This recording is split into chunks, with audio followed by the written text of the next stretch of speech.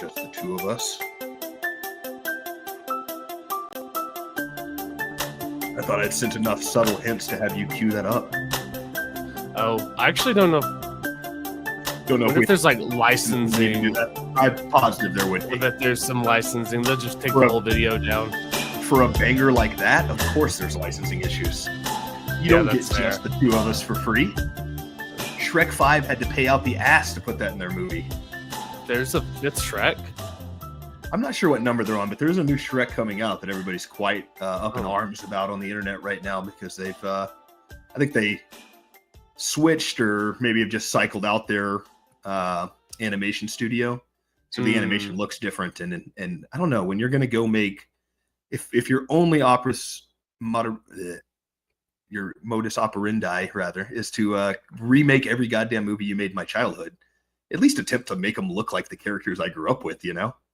I agree with that. Don't try to cheat me.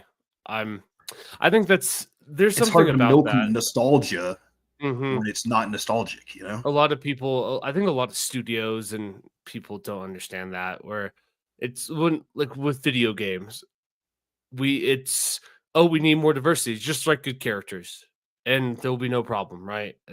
We love right? The Last of Us, great game. Nobody was upset that you played as a little girl, right? It was a fantastic game. And same thing with all those studios, like just do better. I think maybe that should be that's where we'll start this episode. I need everyone to just do a little better. And I'm not saying like leagues better, like you don't have to reshape your life tomorrow, but if everyone could give just like 0.5% more of a fuck every day, we would be such a better country and such a better like. See, here's the problem though. The epicenter of all of this stuff you're talking about is some corporate boardroom where they're having conversations about how we're all a family and how we have this obligation to push society forward. And then at the same time, that weird HR PC compliant corporate culture also just switches every time the president switches or the culture feels like it's switching. And so we're seeing that right now too. We're like, I'm sure a lot of people are kind of having this conversation about, oh, thank God we're done with this woke stuff. They're done shoving this down my throat. Why did Gillette razors ever give a shit about my relationship with women when all you do is sell razors to men to shave their necks? And thank goodness we're going to be headed in a more free market, sensible type of advertising environment where they can simply advertise the product instead of making grand political stands. But that's not going to be what happens. They're going to go the other way. They're going to go all the way to the right now. Yeah. Have you seen the Dente margarita, by the way, since this came up? No, I'm sorry, man. I don't. Let me find this commercial for you. I don't see a lot of commercials. I live in a bubble. I don't know if that's a good thing or a bad thing. I don't believe I saw this one on television, so I think it's a local commercial potentially. Gotcha. Let me share this here screen with you, and I'll show you a fun little commercial. Looks like someone's after it gets done playing this commercial on YouTube, because I forgot that it does that every time. Yes, powerful woman cop. Get out of here, volume up.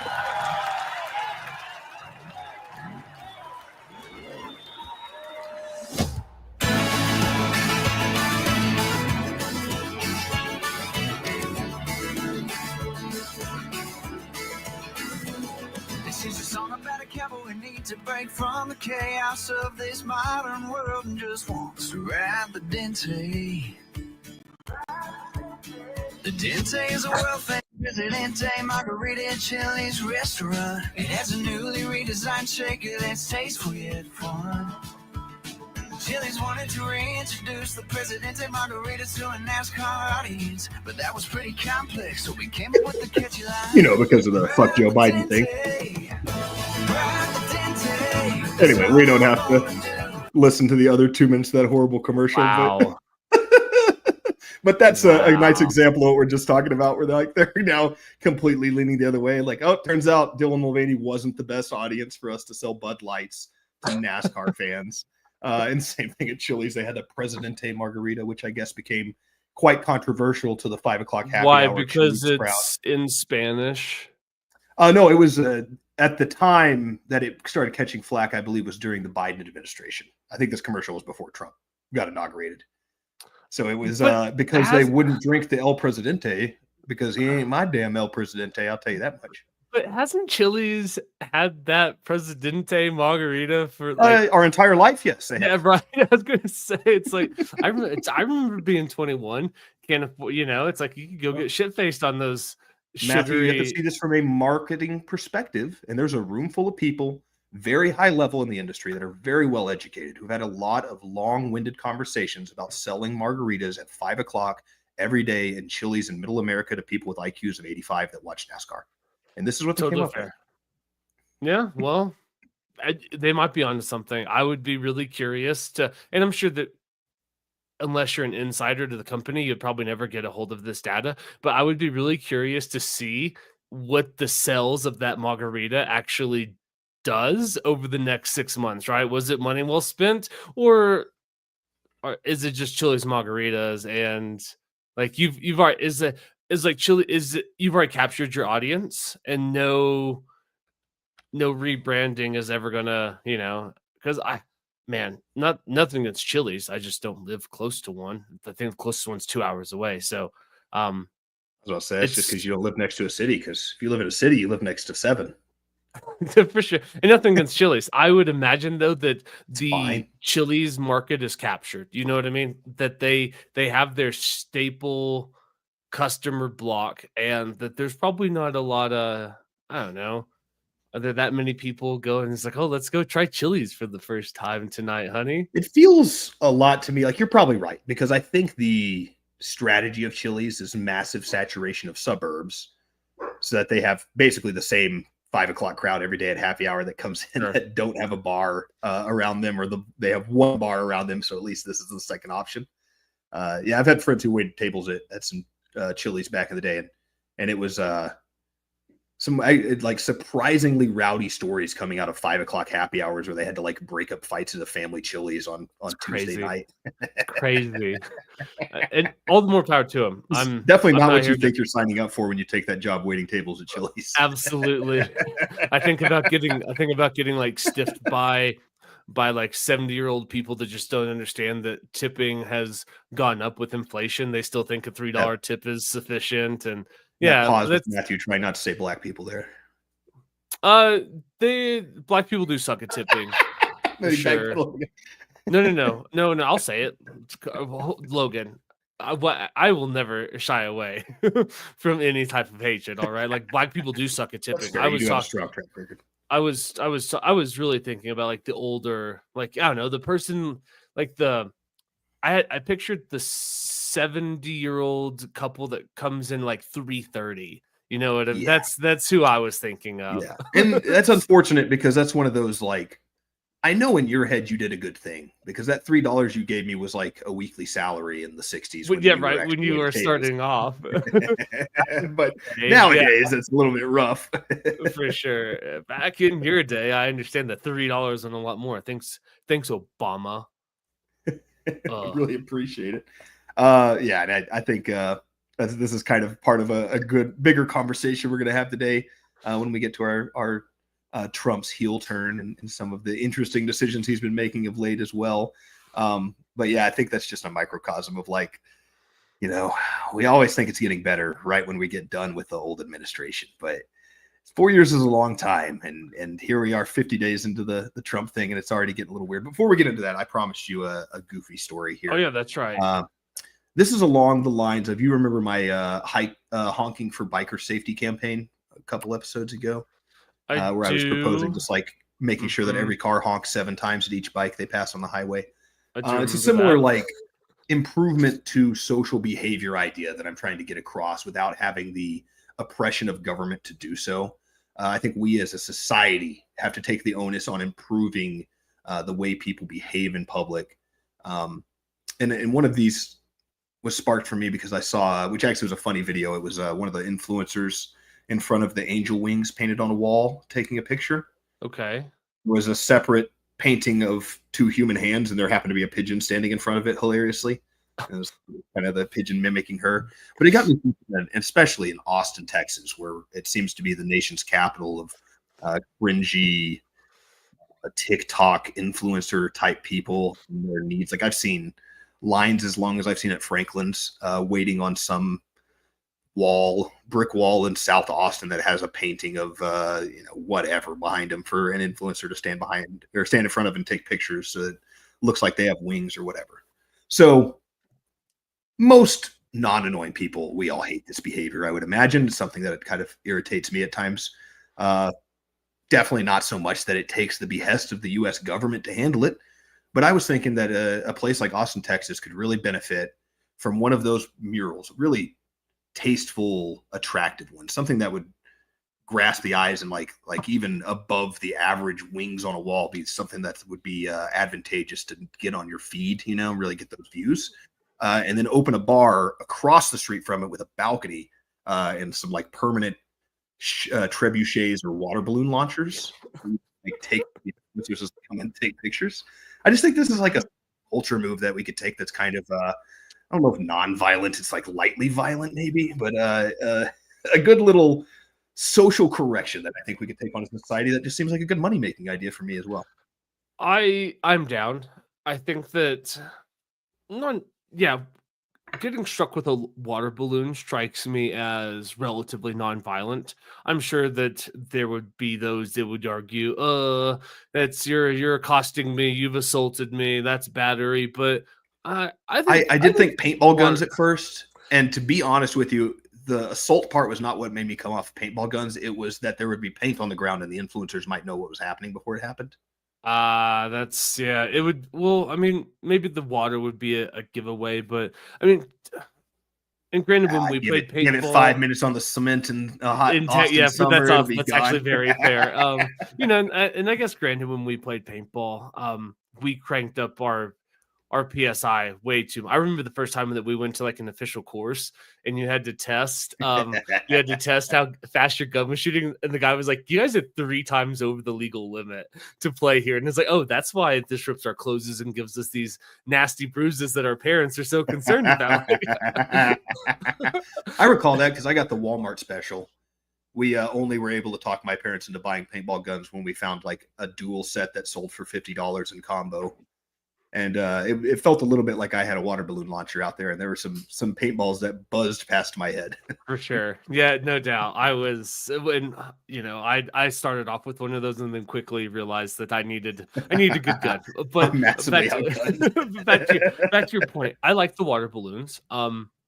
It seems like a relatively harmless, like a water balloon to the face might sting for a second, but I think that anything that we can do to enforce norms that people are fucking annoying, and that, I don't know, the influencer economy, I don't know if I hate it, but I wouldn't be upset. Like, and I would pay for the novelty.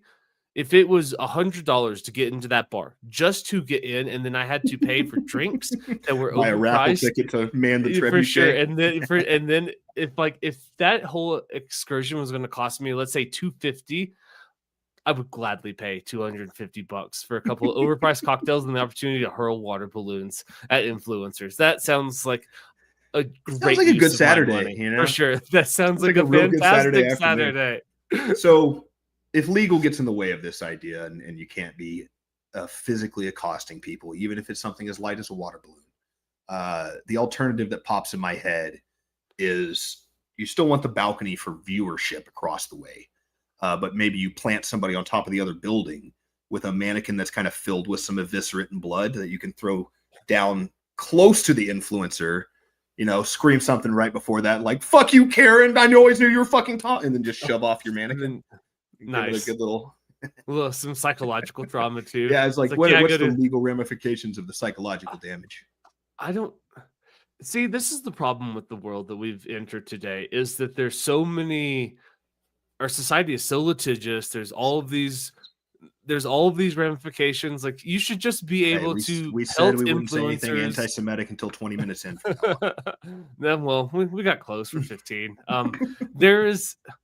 You should be able to accost influencers with water balloons without worrying about getting drug into court for damages and assault. It's you should be able to hurl mannequins filled with blood over the edge and without like having to worry about getting sued for psychological trauma. And it's like, oh, I had to go to therapy and talk about this, and so now you owe me $50,000.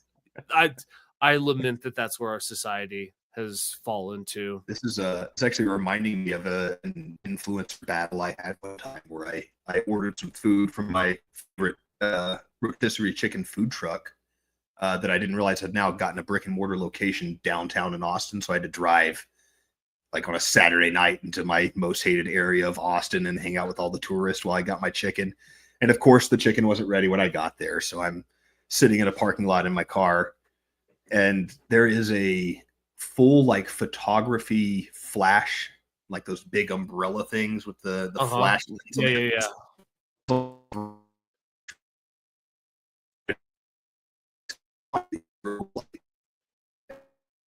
Hey, Logan, I'm having a hard time hearing you. You're all robotic-y. Is your internet working okay? Let me check mine. I'm wondering, I got a weird little flash there. Am I hearing me any better now, or is it still Yeah, terrible? no, I got you. No, you're good now. There was just a little. I did lose video for a half second there. That was weird. Okay. I'm not sure what that was.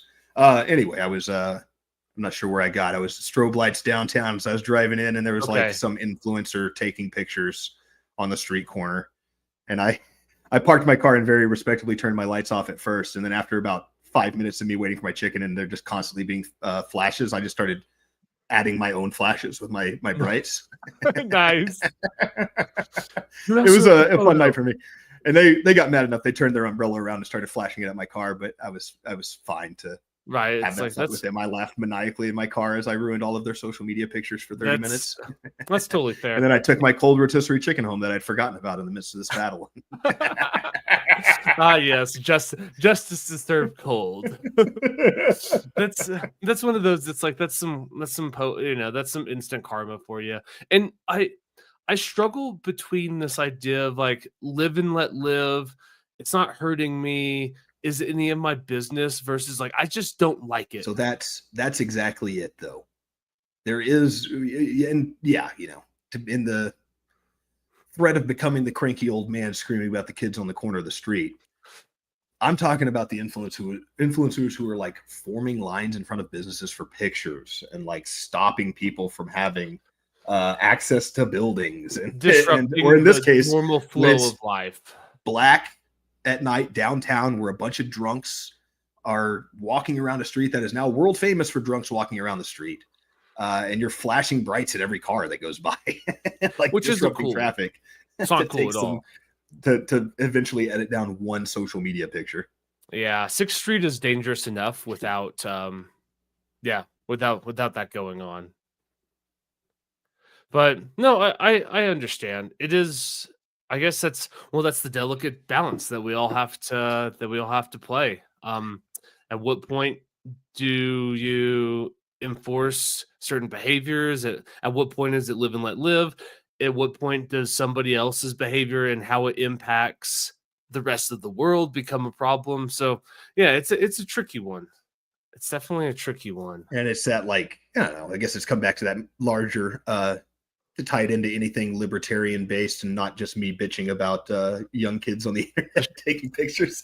It's maybe a smaller conversation to kind of open up about like what is our responsibility as a society to kind of shape things and not put it on the onus of larger governmental entities that lock people in prison forever. Yeah, no, that's totally fair.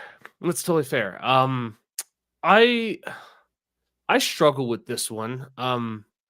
Just because I try not to be the cranky old man, even though I have been a cranky old man for many, many years at this point. And I'm only getting crankier with, I live in a pretty small community already.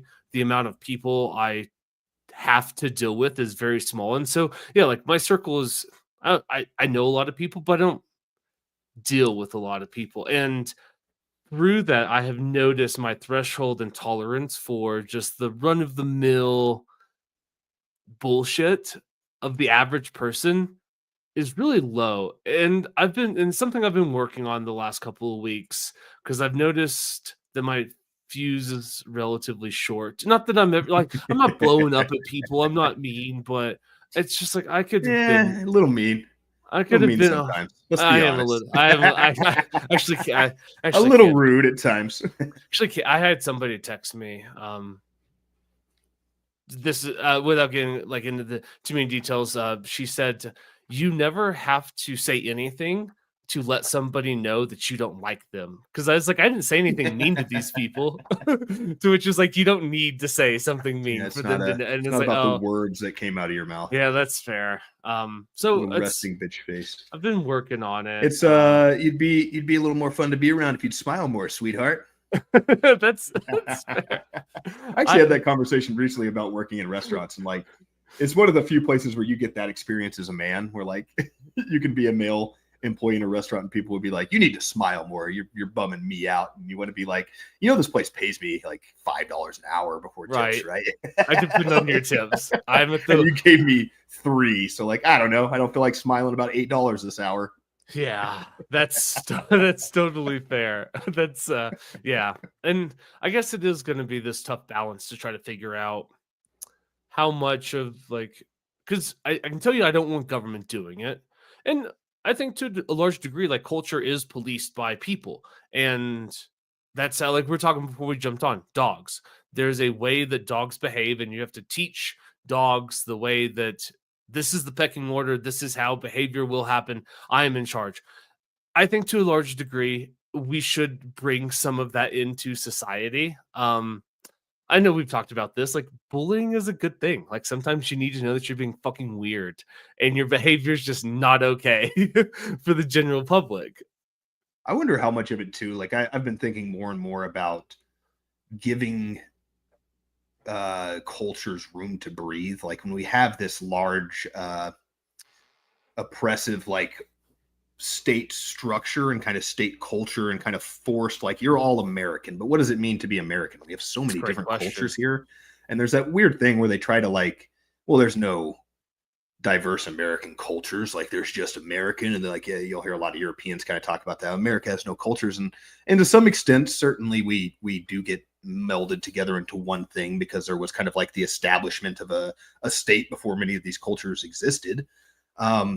But I wonder how much of that conversation of diversity needs to be turned to like, let's really think about diversity as in like difference of opinions. And the only way you really form different opinions is to allow people individual freedoms to kind of grow and to build their own cultures. And some of that comes with like, hey, they may bully some kids on things that you think are horrible that they're putting up with that kid. But hey, that's the culture they live in, guys. Like, are you now assuming that your culture is better than theirs? And that kind of is, I guess, what the woke conversation on this diversity always comes back to for the counter is like your diversity is 100% diversity within my political parameter. Right. And it's like, I want colors, I want different religions, but as long as your religion can curtail to my political stance, then that's perfectly fine for you to have a different religion. Yeah, that's totally fair. That's totally fair. I want to hold my thoughts because I know that you have to take a quick little hiatus. Little visit here. And so I'm actually not even going to ramble. I'm just going to leave this in dead space. I'll apologies for the scheduling snafu on my side. Everybody listening, we'll be back to talk to you. It's not Logan's fault. Someone else's fault. It always is when I tell the story. Fair enough. All right, I'll see you in 5-ish minutes. Yeah, sounds good, man.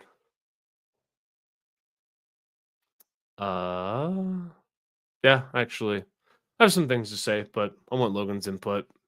Don't have to read him back in. So I guess we're just going to take a quick little break. A couple of dead times. Try to edit this out. If I remember to. Probably will remember to, but just won't do it. Sorry, guys. It's been busy. Sorry trying to make it. That's all I got to say. That's all I got to say. See what else we got. I actually never get to listen to some of this stuff. Let's try some Into Space.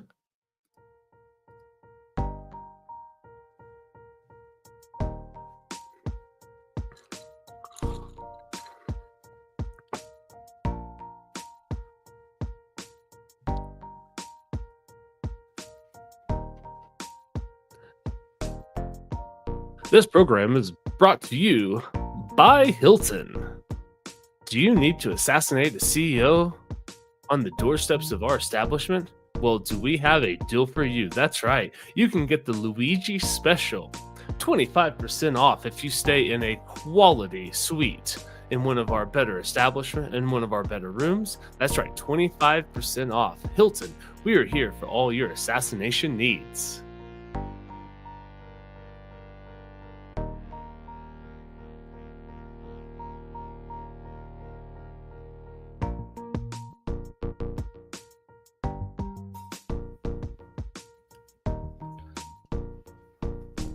I apologize for the commitment of my co-host on this show. I really thought that maybe he could sit on here and bullshit with you guys for a little while I was making my hand off on my my pet exchange, but I don't know. Some of us have more commitment to this this little side gig that we do, this little project of passion. I don't want to say that Matthew's less passionate about freedom than I am. I don't want to like spend this time pointing out all of his kind of neocon leaning post-libertarian nonsense that he likes to preach, and correlate that with a disdain for his own freedom necessarily. I don't know. I just kind of thought that that maybe he could get on here and BS for a minute, not leave you guys hanging. But I'm here now. I'm happy to expound, to talk, and I guess I'm going to expound upon kind of my idea earlier with this this trap for tourists, these kind of in real life pranks. And Matthew's back, isn't he? Bro. Oh, were you listening? Bro. I'm sorry. Bro, I stepped away. I was like, I have some thoughts. I don't want to have to read Logan back in. So I'm just going to, just going to let this breathe for a second. And you're back way before you said you're supposed to. And all of a sudden, dude, I am not a fucking neocon, okay? I'm glad you were listening for all that. That was Dude, actually for you more than anybody else. Oh, man. That's one of those things that's like, I have a friend that loves to rib me, and he calls libertarians Republican light, and it bugs me. And yeah, I hate in that the too. Same, in the same way that like a calling good criticism me a because it neocon, hurts my it's like, feelings. it's like I'm not a neocon though, dude. I don't like those guys. I don't want to. Don't put me in the same category as Paul Wolfowitz and Donald Rumsfeld and people that made fortunes off the destruction and reconstruction of societies. Like, I'm not a neocon. I don't support that. Okay. I didn't even like Marco Rubio label for Secretary of State. All right. I was not stoked with that one. So don't no, come on, man. I guess a lot of that probably comes from like the distance that a libertarian, especially a former Republican libertarian, would see between them and the Republican Party. A lot of the talking points and the preachings of the Republican Party sound like what we're talking about with libertarianism. It's just that they don't actually act or attempt to carry out any of those policies. Yeah, and they don't care about it. And I think that's I don't know. There's a lot of different places that we could go with this, but we're definitely seeing that, don't get me wrong. I still will acknowledge that I like this timeline better than the timeline where Kamala Harris won. I still 100% believe that, but it's now starting the chaos was fun and exciting for a second, for a couple of weeks. It's like, yeah, take that libs, like, oh yeah, take that establishment. But now it seems like it's chaos for either chaos' sake, or maybe like this administration just doesn't have a plan. And don't get me wrong, I was a firm believer, and I said this to a friend before the election, because he was asking, we're having lunch and we're talking about it. I said, look, man, I want one candidate to win more than the other, but I can guarantee you in 4 years, I will sit here with you and we will be a little less free. We will have more regulations. There will be more government oversight, and altogether, like, personal liberties will have eroded regardless of who wins. And I'm still a firm believer in that. Still firm believer in that. It's got a minus next to it in the odds for sure. Yeah, like definitely. That is the odds on favor. But too many people don't even see it that way, right? So many people saw it like, oh, if my person gets in, then everything's going to be good. Oh, if my person gets in, everything's going to be good. Oh, if this other person gets in, it's all going to collapse. And it's like, actually, like, the system is just fine. Like, it works. The system's quite really well. good. It's actually designed to not really matter who the president is in my mind. Yeah, like, for it kind sure. of just rolls over that fact. And we're seeing and I think there was a lot of impact, but optimism because this felt different. It felt like something was shaken up this time. Maybe it was a little bit of like between the Russian collusion and the Putin apologist and the Steele dossier and the fishiness around an election and all of the Republicans that turned their backs on Trump. And it was like all this talk pre-election about, it's a different Trump now.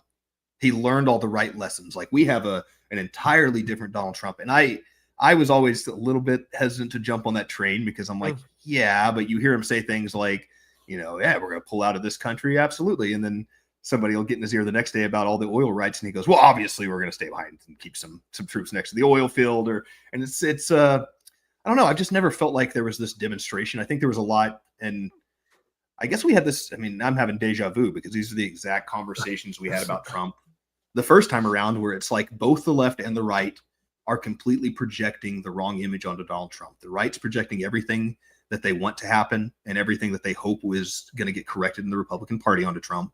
And Trump's never really demonstrated any actionable plan to get that done outside of yelling about it. He did a lot of talk and campaigning about draining the swamp and getting the corruption out. And I've made that point many times in the past that's, in my mind, the exact same campaign, just with different marketing that Obama ran. It's hope and change. Yeah, Trump ran on hope and change. And we didn't get it. And so then there was this massive reclamation of like a 4-year referendum on him where he lost an election, and many of his supporters would still to this day tell you it was stolen and that he should have been president then. And maybe this was actually even better in the long run because Donald Trump got this little speed bump in the road. And now he realizes that the snake pit, the swamp, is much deeper than he anticipated. And that at least this time around, he's seen all these horrible backstabbing government bureaucrats, and he'll understand fully now who to put in and who to put in charge. And we got better appointments this time, I would say. Better? I'd say overall better. Overall better. But we didn't get a comprehensive list that I felt like was like, oh yeah, this guy learned his lesson. And I don't think we even really saw all that much of a change in the rhetoric of Trump about how he learned his lesson. I think we heard a lot about him learning about how many snakes were in the pit maybe, and how he needed to double down on going after all of these people that got him out of there the first time. But that's not really my idea of what Trump needs to do to fix this country. Okay. No, that makes sense. And that's where I wanted to follow up on. I think that there is some, I understand your position and I agree with it in principle. I think there's some nuance that can be explored here. And I guess it starts with what is the lesson that was learned or needed to be learned? And I think that depending on how you answer that question really tells you a lot about how you're going to view the first 52 days of the Trump administration, right? If the lesson is we want Donald Trump to be the United States version of Milei, well, then it's not happening. Falling short, and he definitely learned the wrong lessons. If the lessons you wanted him to learn were don't put Rex Tillerson as your Secretary of State, don't trust kind of the institutions. And deep state's a word, like I'm not a disbeliever in the deep state. I think that it is alive and well. But I also think that there's probably a lot of the deep state, quote unquote, is just made up of the entrenched bureaucracy that is there and that does not revolve through political changes. It's that blob monster theory that we've always thrown out there. It's like they're not all set out to be evil or part of this grand cabal, but once they're all part of government, they have some small interest in government gaining power. Absolutely. Or at least having, and I think that at a certain point, there are people that are interested in expanding government power or federal oversight and stuff. But like at the day-to-day level of like the bureaucrats that create this blob of the federal government, they just want their budget to be renewed by Congress so they can keep their job next year. And so I understand. Which has the same effect. It does. But I think that there is a difference of motivation that may not, in the end, right? If the end result is the same, then does motivation matter? I don't know. That's a philosophical discussion for another day, perhaps. But I think that it is. I think that we could look at it in a little bit more generous light to say this, like, these people aren't evil. Some of them certainly are, of course, but like you're running like there's how many 2 million federal employees. I am sure that 95% of them are just regular folks that want to make sure that they can justify their existence to Congress next year to be funded.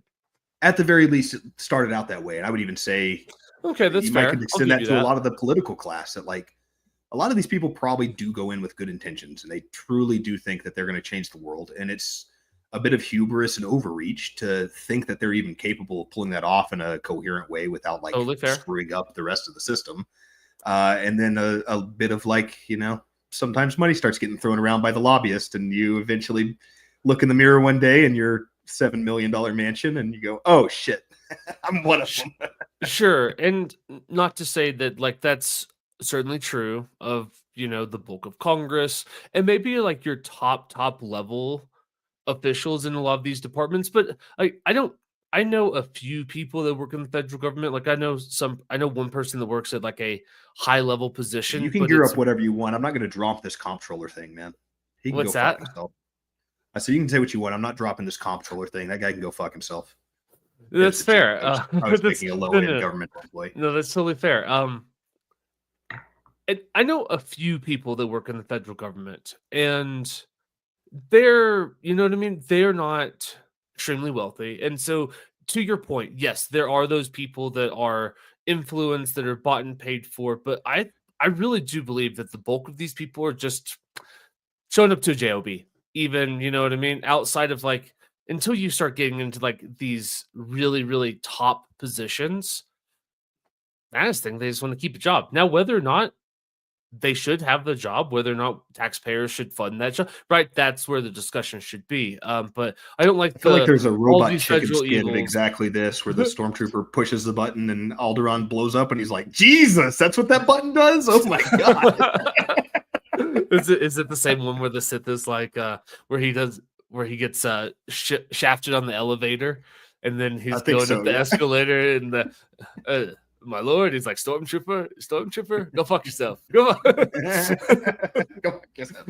I think that is, yes, probably the same. That's totally fair. And I guess back to the point I was trying to make, when you talk about like the lessons that Trump should have learned, I guess that's what were the lessons, right? Because if you didn't want him to repeat Trump administration 1.0, I would say that he has done a fantastic job at learning that lesson. Now, did he learn the lessons that you and I want him to learn to like actually carry the banner of freedom? The probably more theological discussion of like probably not. What's the right moral thing to do as a country here? What is our long-term decisions on spending? How do we actually those kind of things. And to that point though, I think that if we expected Donald Trump to learn that lesson, then that's on us. I think that if we actually expected Donald Trump to be the standard bearer of freedom, to actually want to shrink government in a meaningful way that's not beneficial to him, his private interest, and his cronies, I think that that's on us for overestimating and believing too much in the man. I 100% would agree with that, and would like to circle back and give us a pat on the back on this podcast for, as of day one, acknowledging the fact that the Republicans were going to fuck this up.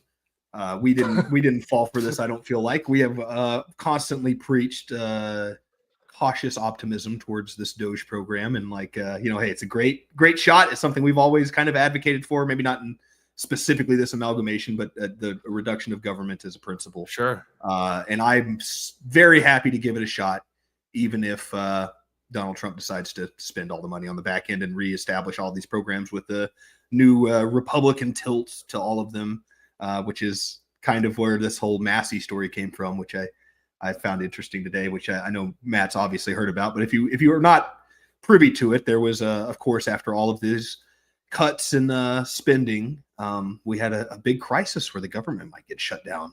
Again, we took it to a vote with a large spending bill. You would think every 6 months we go through this. And it's always an emergency. I'm so tired. We always have to pass a crucial bill.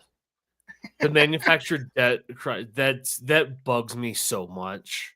Anyways, It's so dumb too because it's this big theater show. It is.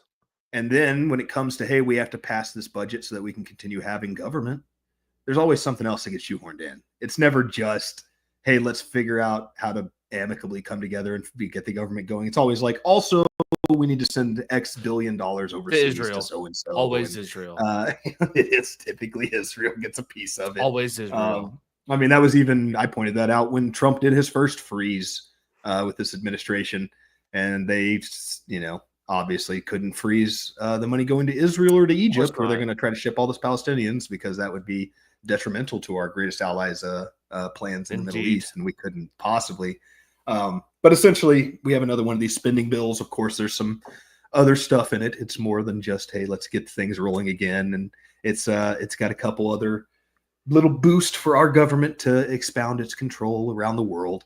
And good old Thomas Massey and our friend Paul are the only ones that'll stand up and say anything about it. And now we're in the situation where Donald Trump is going on tirades on Twitter, calling out Thomas Massey. Social, sir. The very successful Truth Social, sir. All right. My apologies to Truth Social and your board of operations there. The very successful, powerful brand that you've built up. Absolutely. The money-making colossal that is Truth Social. Yeah. I heard Elon's going to buy it for like $55 million. Well, let's try to consolidate. Dude, that's so much more than that. Was it million? It was billion, wasn't it? There's no way there's no way that he's going to spend $55 billion on that. There's no way. Dude, if he was to pay $55 million for it, that's way more than that company's worth. It's already a bad choice. Dude, that's way more than Trump deserves. Anyways. But anyhow, so we have this situation here where we're 52 days into our newly reformed Donald Trump president that had all of these libertarian circles talking about all the great lessons he learned and how he's understood the necessity to embrace the libertarians coalition over here in order to win his election. And now it's going to come with all these concessions, completely forgetting that he doesn't have another election to win after this. So there is no obligation anymore. We've already given him the part he wants. So there's really nothing to keep him from balking on what he said to us other than the good, honest word of the Christian man, Donald Trump himself. For sure. The utmost epitome of truth. And well, I mean, Truth Social, sir. It's in the name of his social media. That man's word carries so much weight. Yeah, I mean, it's Truth Social, so you're not getting misinformation like the Democrats are spreading on Twitter. Of course not. It's kind of weird that he hasn't like fully gone back onto Twitter now. I guess doesn't he have stake in Truth Social? Isn't that the rumor? Yeah, he stepped in it in the best type of way with Truth Social. Like that company, when it went public, made him like a couple $2 billion on paper just because of his stakes in it. And dude, like I there it is right there then. Man, I can't remember. Here, I'll pull up the earn. It's not good. Like it's not worth anything except the fact that Donald Trump owns it and he's in the White House. Yeah, as I was saying, like it's weird that he hasn't buddied back up to Elon. It did hit me right in the middle of that. Like, oh wait, he has financial interest in Truth Social working out. So there's your answer right there. Lucky for Truth Social, they got the one guy everybody wants to hear the tweets from. The most popular tweeter. Are they still tweets? Are they X post? I don't know. I didn't really tweet back when it was tweets. Sorry, man. Muting your ridiculous sneezes. No, I got the sneezes. It's quite respectful. Actually, I will. A little behind the scenes baseball for the listeners there. It was quite respectful of Matthew to mute his mic because he is the loudest sneeze known to man. It's very disturbing. I have one more that's building, and it's like it's still on the way. Dude, my allergies have been just so horrible lately. Do you have the light sensitivity sneeze induction? No, I don't. I think that's mostly a Caucasian people thing. Bummer for me. Well, I should halfway get it then. I mean, I'm light-skinned, brother. I should get some of it. Good side. That was all. It's a handy trick at times, although it can cause me to look like a lunatic in public when I'm staring up at a fluorescent light bulb and waving my hand in front of my face. Yeah. And specifically if the sneeze doesn't come, because then people are like, what are you doing? And I just have to kind of go, I don't know. I'm sorry. Dude, Yeah, I'm just looking at some of this stuff. Like there's no way that Truth Social should be trading at $20 a share. It's not like it lost so much money last year. Its revenue, dude, dude, its net margin is negative 11,000%. It spends so much more money than it brings in. Like its revenue it's abysmal.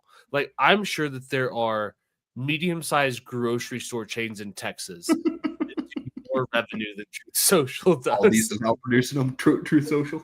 But I mean, ironically, everybody at those Aldi's in small towns also wants Truth Social. Oh, it is an odd endeavor. Sorry for my You're fine. My sneezing and my nose blowing. But yeah, but to your point though, like picking a fight with Thomas Massie, and I understand that now it's the spectrum, right? You have the purists that say tear it all down, anybody that's in it is bad. And then you start to, then you work away to that. And then it's good, better, and best. And if you're going to have a congressman, Thomas Massie is probably the best representation of what a libertarian in Congress, how they would behave, how they would speak, how they would vote, which is the most important thing, right? Because there's a big discrepancy on how these people grandstand and talk in these hearings and what they have to say online and to the cameras, and then how they vote. At least Thomas Massie has the balls and the conviction to say like, hey, look, Doge, you've just spent the last 30 days telling us about all of this government waste and fraud, and yet you just want to ram this omnibus spending bill down our throat. I'm going to vote no. And the fact that he is the only Republican to vote no tells me and this is the thing, right? I had some cautious optimism. And there were some days, you know what? And there were some days that I was just on the Trump train because I have the right to just enjoy the bread and circus, like go red team. To always be so negative and pessimistic is just a bad way to live. And so I allowed myself to enjoy the circus that was going on. And so, yeah, I hope that he does good. And I do, because I want every American president to do well, because I care about this country and I want this country to do well. But for Thomas Massie to be the only representative to vote no, and then to have Trump bash him and like the likes of Liz Cheney, it's like this is a dude who actually is just like standing by his principles. Yeah, and that's the disgusting part of it. It sucks. These are the principles that most of these Republicans got elected running on. This is the kind of thing that they've told all their constituents that they spun and that got, for the most part, I'm sure there's exceptions to this, but for the most part, this is the kind of thing that got these guys elected in their position. And then when a giant opportunity like this comes up, what do they all do? They tuck their tails and they go with the leader because they don't want to get primaried, because what they actually care about is not any of these principles they were preaching to you, but their reelection campaign. That's what they all seem to care about. That's the number one issue. And securing lobbyist money when you get the opportunity is a good one as well. For sure. Well, that goes hand in hand with reelection. Yeah, that's true too. That's what I mean. Part of reelection. Yeah, there's actually no need to differentiate the two. Like it's all lumped into just it's the game, right? And I had dinner with somebody a couple of weeks ago, and there's a very wealthy man out of Texas, and he was asking me about some political aspirations that if I had any more in New Mexico, because this guy is just like, he's like, look, I like to fund people because it's nice to have friends in power when I need stuff. And some of the things that he was I can't remember the name. Don't remember the name. Even if I did, I wouldn't say it out loud because I don't want to divulge too much information. But he had donated enough to this one person's reelection that they invited him to the State of the Union. And he was just like, nah, I don't want to go. He's like, why would I want to go to Washington, D.C. and hang out with you guys? He's like, I don't really like you guys. I fund your campaigns though, because when I need something, it's really nice to have a congressman, and I can understand that. But it was really eye-opening to sit down at the table with somebody like, you know what I mean? Because we have these like big demonization of, and some of these people are horrible people. This guy's not a bad human being. but it's so interesting to sit down and meet and like talk to them and I do just think a and lot because of that. like I like to fund re-elections because it's nice to call people when I need something. Yeah, I was thinking about this the other day, actually, driving down the road of like, and it's sort of that concept. I think I heard somebody talking about George Soros in this ilk, and they were like, yeah, well, George Soros doesn't think he's evil. George Soros legitimately does believe that everything that he's doing to manipulate society is for the good of society, and whatever nightmare that sounds like to us as peasants, in his head, it is to improve or sustain the human race. And he truly does think that all of these nightmare things he's doing are for the greater good on some level. And I think a lot of people probably set out that way. And I think a lot of people on some level, when you amass that much wealth and that much influence, part of you, especially if you're not a Nepo baby, but I imagine even if you're a Nepo baby, these thoughts creep into your head. Well, why am I not smarter, better, more well equipped to run society than these peasants who haven't figured out how to make a dollar? I've made billions of dollars. I've turned my small company that my dad gave me into a gigantic multinational company.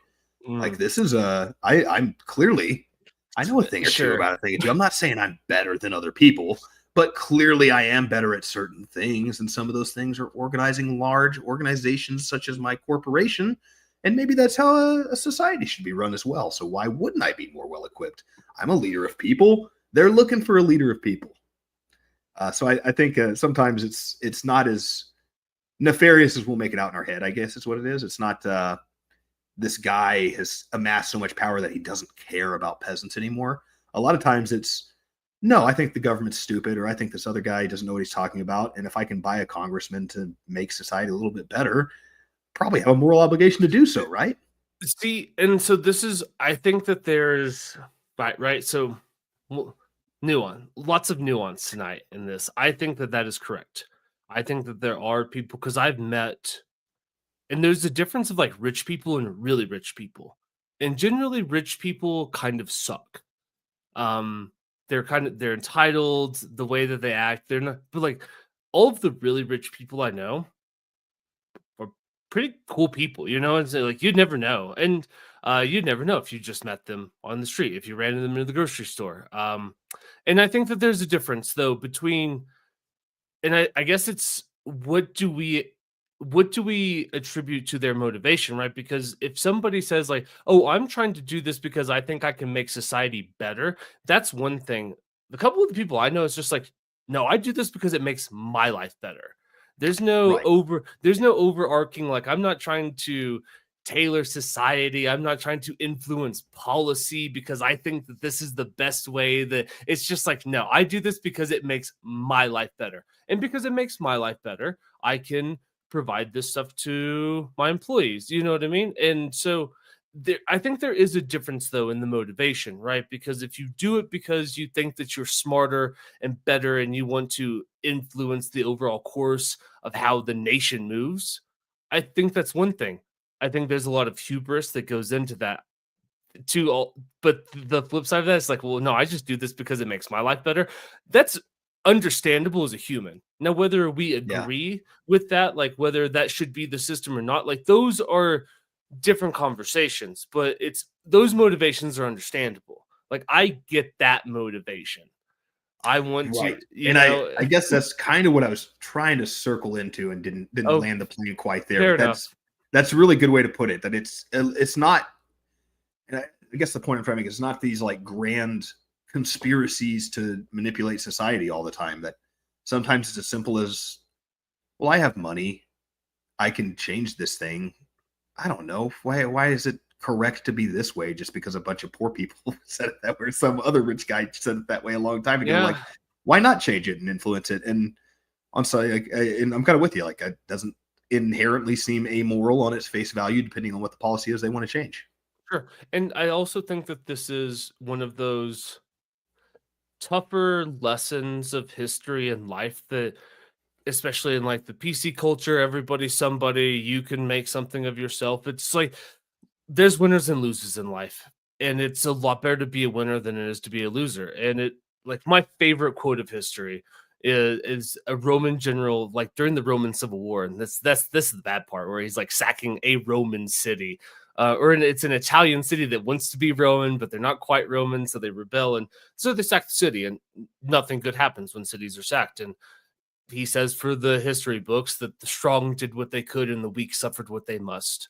Yeah. And that is the law. That's just the law of the world, right? Like, I get that we want to, like, we all want utopia in whatever form that exists in our mind, right? Like you and I, we might disagree on some details, but you and I kind of want like this utopia and Capistan where people are free to move and trade and deal with themselves, and there's no coercive government, and the markets will decide everything. There are people that dream of a communist utopia, right? Like we all have these utopias in our mind, and right, where we all drink soy and football's illegal. and but the reality of the matter is that system's there and the game is in place. Now, whether you like the game or not, that's one thing. And unless you want to do something as radical as like the communist revolution to change the game, then for the most part, like you just get what you get. And that filters into like this good, better, best conversation, where we can say that like this is okay, I would like it to be better, or this sucks and I would like it to be okay.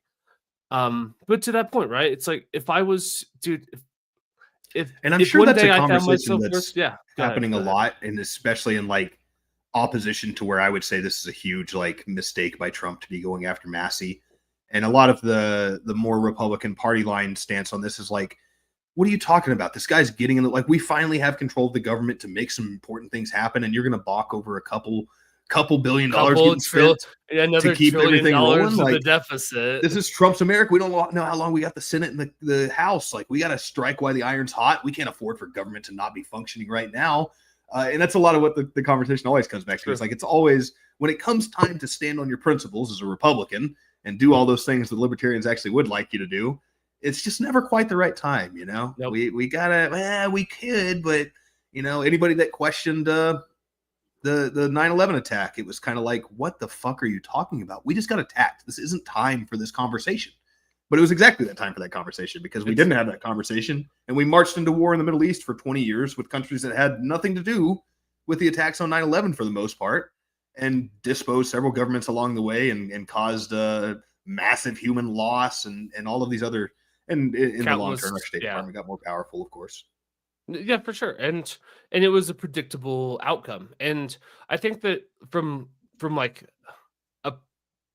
your most personal, intimate relation to the discourse of national politics, anytime somebody says now is not the time for this conversation, it's probably the time for this conversation. That's a really good deflecting tool to use. We can't talk about this right now. I'm way too busy. Like, no, we just got attacked. Did you not read the Newsweek article about the babies in incubators? We don't have time for this conversation. We have to invade another country. We have to move. Yeah, we got to move today. And so I think anytime somebody says that this is not the time for the conversation, this is the perfect time for that conversation.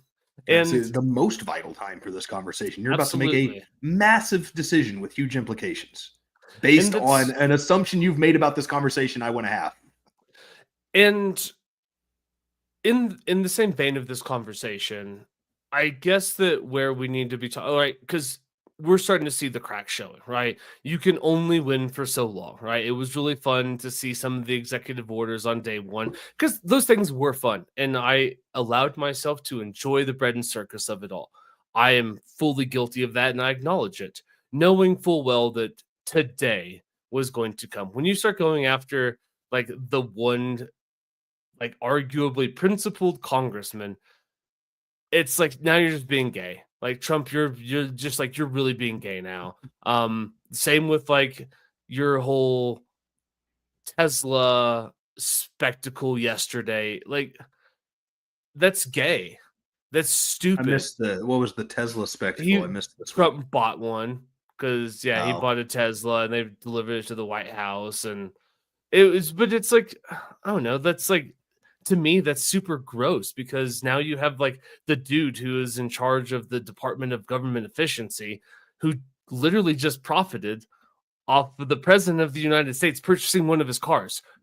And what bugs me today, specifically like the last week on Doge, tariffs, how all of the people, how all Republicans who fell in line, who kissed the ring, now they're having to backtrack and try to defend things. It's like the way that Fox News has defended tariffs over the last couple of days, and the stock market and don't get me like, stock markets go up and down. Markets hate uncertainties. Period. Right. And also it's like, everyone's like, oh, what about the people's 401k? Well, the people's 401k is the same as it was at January 3. You know what I mean? So it's like, don't like spare me the people's 401ks when you scream about like what happened in the stock market. But seeing Trump defenders defend tariffs and like, well, this is actually a really good thing that, people, 1 million people in Detroit need to pay 25% more for their energy. So because like, come on, spare me. I need you to really spare me the defense of it. And it's gross. And today it's like Republicans are just gross today. They're gross. It's just the exact same feel with all of the like left opposition to Doge and like defending the FBI and the security state, because it's going to happen to be a Republican that takes a little chip out of those gigantic nightmare programs that have targeted the left from long before you or I were even born. It's that same like where did you guys just forget the principal part, or did you never have a principal part? No, that's the point. They never had the principal part. There's a lot of that for sure, because there are certainly a lot of people never had it. And when you go like, well, what is your political leaning? And if they don't have any words that are besides Republican and Democrat, then that's probably a good indicator that like, oh, wow, this person doesn't actually have principles. Because a political party is not an ideology, especially when it shifts constantly and supposedly at the whim of its constituents on the bottom end. Yeah. So it's already doesn't make sense as a system, because it's now become insulary, where the party tells you what to think and then you decide which party you support based on what you think. So now you're just in this feedback loop of terrible Republican or Democratic ideas. That's it. And we all knew this day was coming, but it's happened, right? Like, you're attacking Massey. You're the blatant grossness of the, like, just the obvious benefactor. And we all know that billionaires get kickbacks, and we all know that they benefit from who's in the White House. And we all, like, it's one thing to have the knowledge of kind of the grift behind the scenes, but to see it flaunted so openly yesterday, it's like, Republicans, do not lecture me that you care about government corruption. Elon Musk literally just profited off the purchase from the White House of one of his vehicles. Do not lecture me that you care about government corruption. You only care about government corruption when you're not in charge. And now we're seeing it, like the free speech thing. Like, don't tell me that you care about free speech. Oh, you only care about free speech unless it pertains to Daddy Israel. And if it's now in anything that criticizes Israel is anti-Semitic, and we got to deport all these deplorables back to the, it's like, don't, for sure. And today that was another one of the, it was an ugly day. Which, not to say that cutting aid to colleges is something that any libertarian is going to shake their fist in the air about. But there's, been some talk about cutting the aid programs to colleges teaching woke ideology or anti-Semitic issues on campus with all the Palestine protests.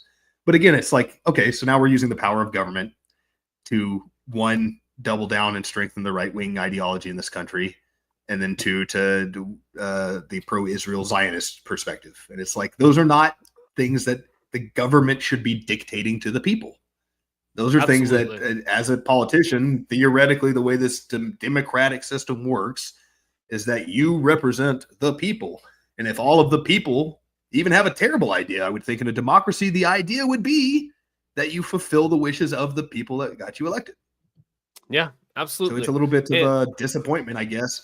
And I think that I did want to circle back to what you said earlier about I thought it was a really salient point to say, like, well, that depends on what lesson he learned. Because you're right. I never really stopped to ask that lesson, because in my head, there were some lessons he needed to learn.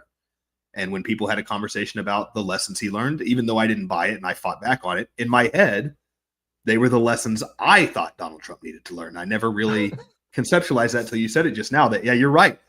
Donald Trump did learn some lessons for sure, but they were probably a lot more lessons about working within the disgusting system that is our political minutia, and how to not get blocked by the bureaucracy this time around so that he can push things through. Right. Meanwhile, he didn't learn any of these more ethereal, theological perspective questions on, like, how do you move society forward in a more responsible way, and how do you stop long-term spending. And instead, we're going to see now, it looks like maybe we need to all circle back and look at Project 2025 again, like all the lefties were screaming about, because this is the first step in, hey, cut. And then we do need to spend some more money, even though we cut all those things. We're going to now use the State Department instead of USAID to maybe to send all this money out. But the money's still getting spent, guys. What happened? What's the point of making all these budget cuts if you're going to turn around and just sign more omnibus bills? For sure. This is a bet. And, like, I don't know if you, the story, when I posted the story for this live that I posted on my Instagram, you know that picture of Caleb Williams where he's getting talked to by CJ Stroud and he's got that really just pouty face, you know, the picture I'm talking about. I put that picture as, like, this is how I feel today.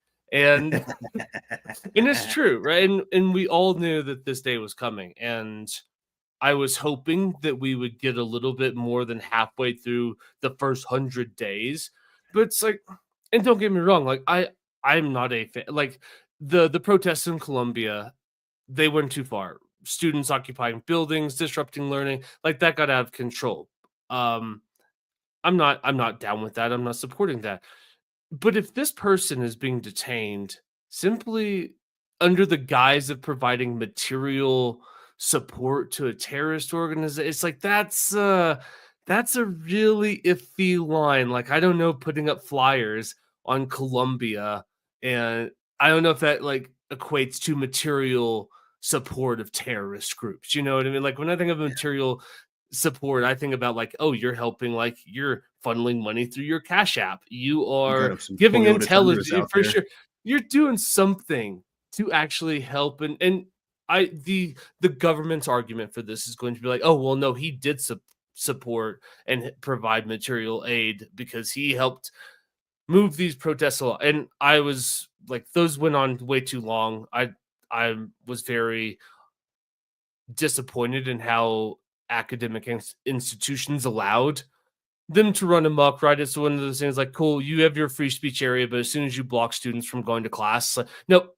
corral that right back in with riot police. You know, like, I'm a firm believer, it's like, let them say everything they need to in that free speech area, but you don't get to impede learning. And God, I avoided that free speech area on my campus like a plague. I couldn't stand walking past it sucked. Student union building and hearing everybody scream their competing tragedies at me. Yeah, it's and you can right, and this is the thing, right? Like, you can hold these, like, we can walk and chew gum at the same time. You can think that supporting Hamas and kind of the yeah, let's go Palestine. You can say that, like, well, that kind of got out of control. That's like, wrong message, maybe wrong group, maybe not, who knows? Like, you can debate that, and you can also be like, well, I don't know if homeboy deserves to be deported because of that. Like, isn't that a violation of his First Amendment rights? How many times have we spent screaming into the internet about the precedent that you're setting and about all of the laws the Democrats put in place about domestic terrorists that even got our category of libertarians tossed out there on national news as one of these potential trouble groups?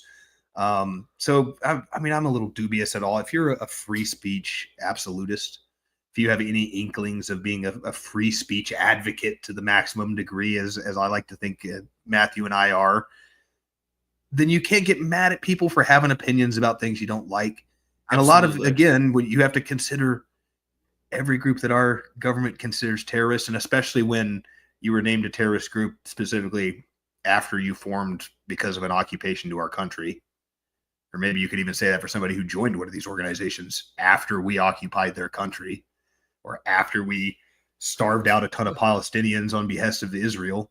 Like there's a little something in there of like, there's a small caveat here, guys. There are other bits of circumstantial evidence as to why this guy might have a problem with our policy.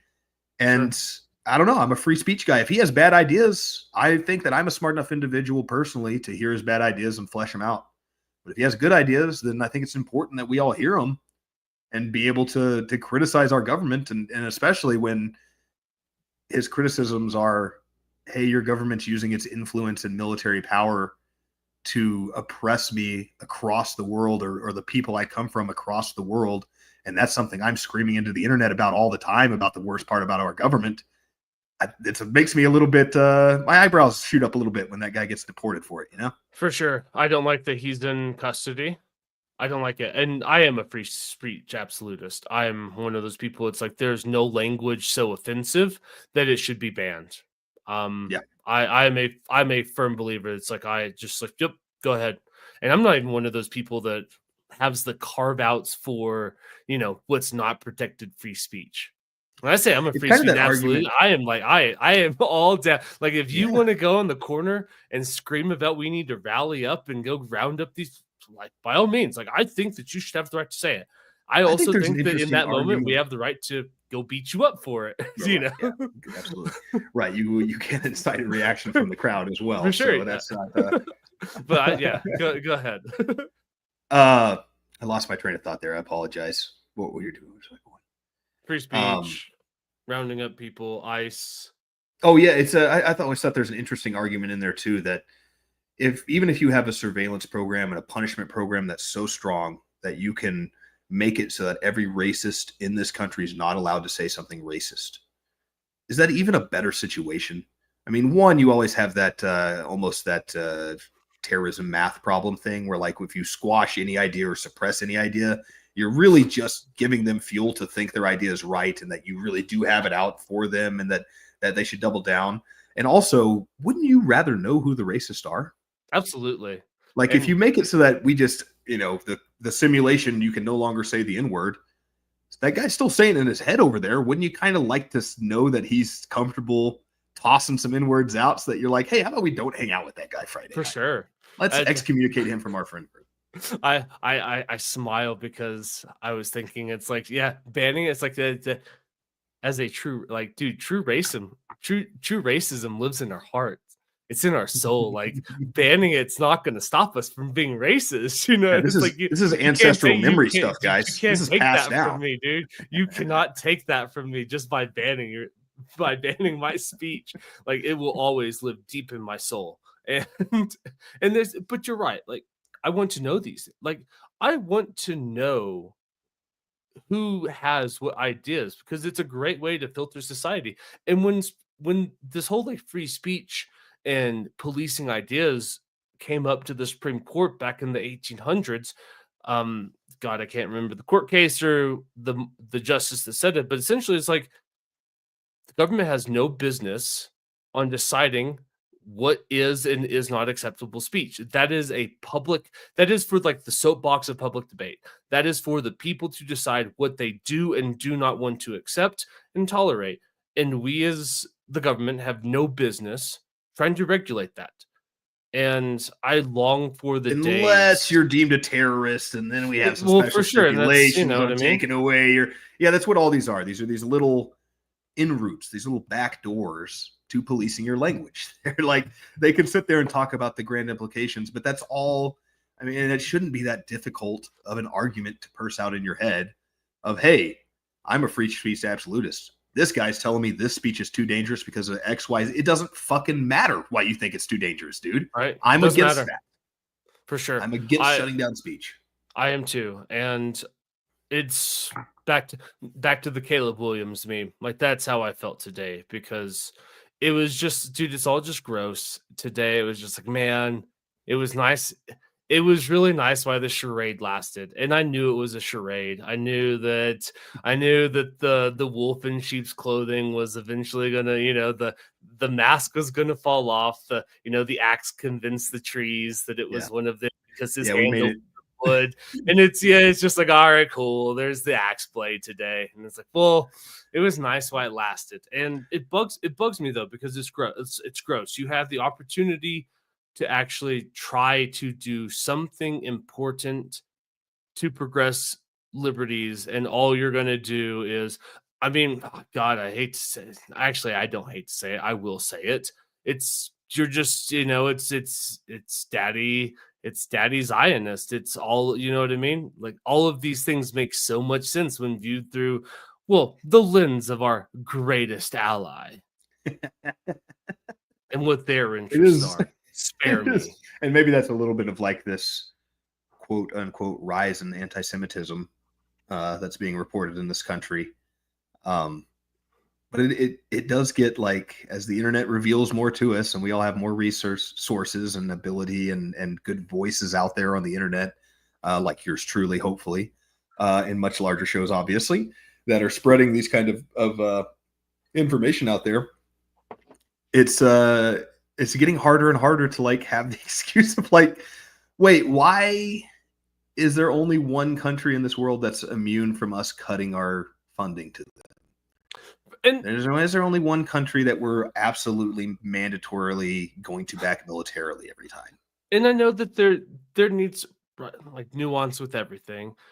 You can be right, like, you can despise what the country of Israel has done to Gaza and not hate Jews, right? Like, we can also walk and chew gum at the same time. You can just be like, man, Israel, you would think with the people that has such a unique history of persecution and destruction, you guys would be maybe a little bit more sympathetic to the plight of the minority. But I guess finally, after 3,000 years, you guys are in charge again. So run with it.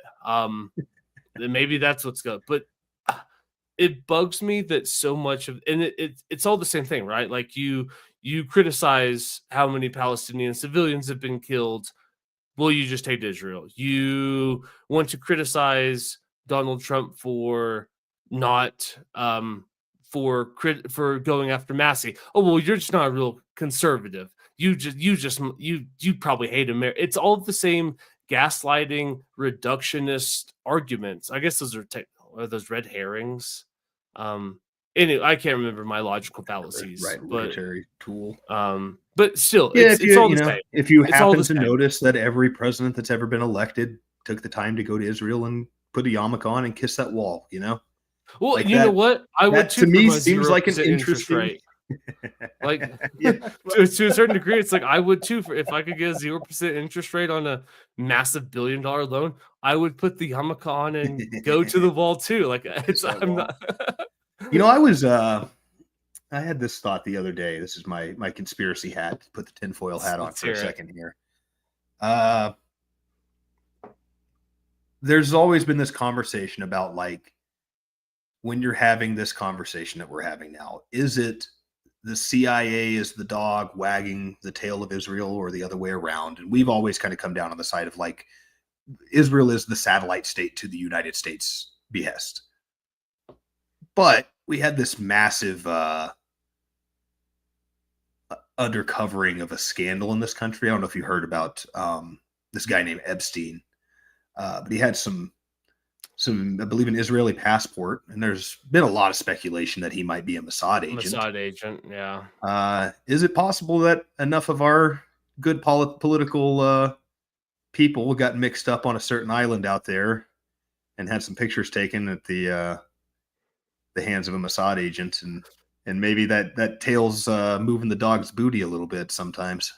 For sure. I think let's just air this out all real quick. Of course. Do I think that he was probably a Mossad agent? And because if you are going to try to blackmail the most powerful nation in the world to continue your support, to crush dissent, to get all ahead of, yeah, for sure. You send all of them, you get them in compromising positions. Even and here's the thing about and don't get me wrong, like I'm not about to get on the defending little saint whatever island that is, but there's probably some of those people that were sent there, maybe not knowing fully what was in. Some young girl like jumps on them very quickly. There's a picture taken, and I'm sure that someone, pushes them off instantly. Like, what's going on? Doesn't matter. There's a picture. And I'm not saying like, I'm just trying to like be as gracious as I can in the ways that people might be able to get compromised. And I'm sure that there's a lot of people that loved it, enjoyed it, and they're sick and they deserve all of the worst things that we could ever do to them. And they deserve that in the afterlife.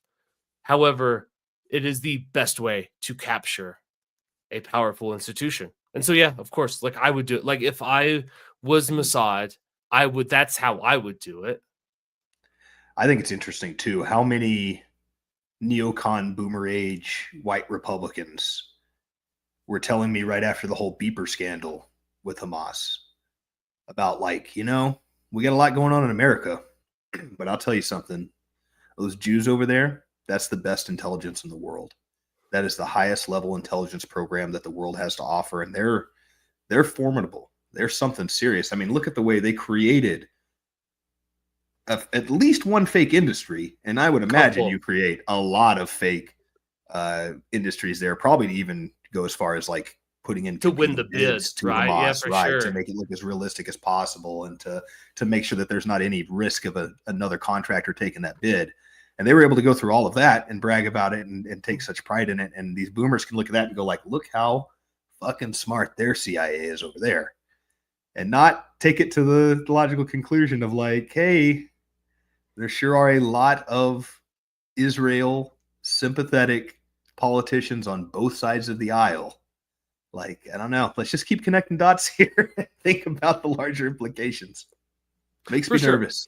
No, and I think that is, once again, my Caleb Williams face. It's like the color, it's there. You know what I mean? Like all of the colors have come out, and who knows? Maybe, and I guess I have to apply the same standard that I want other people to apply when it comes to government. Government is public transportation. It's not an Uber. It's not a bike. It is, you get on a subway, you get on a bus, and it's it a takes city you bus to and there's a a homeless guy part of masturbating on it. For sure. There's dude, my business partner, some of the stories he talks about the subways in New York City when he was growing up. I'm so glad I don't have those experiences. I'll just like to condense the story. He's like, it's rush hour, everyone's like waiting to get on a subway bus, and all of a sudden or a subway car, and you see that there's like one empty car.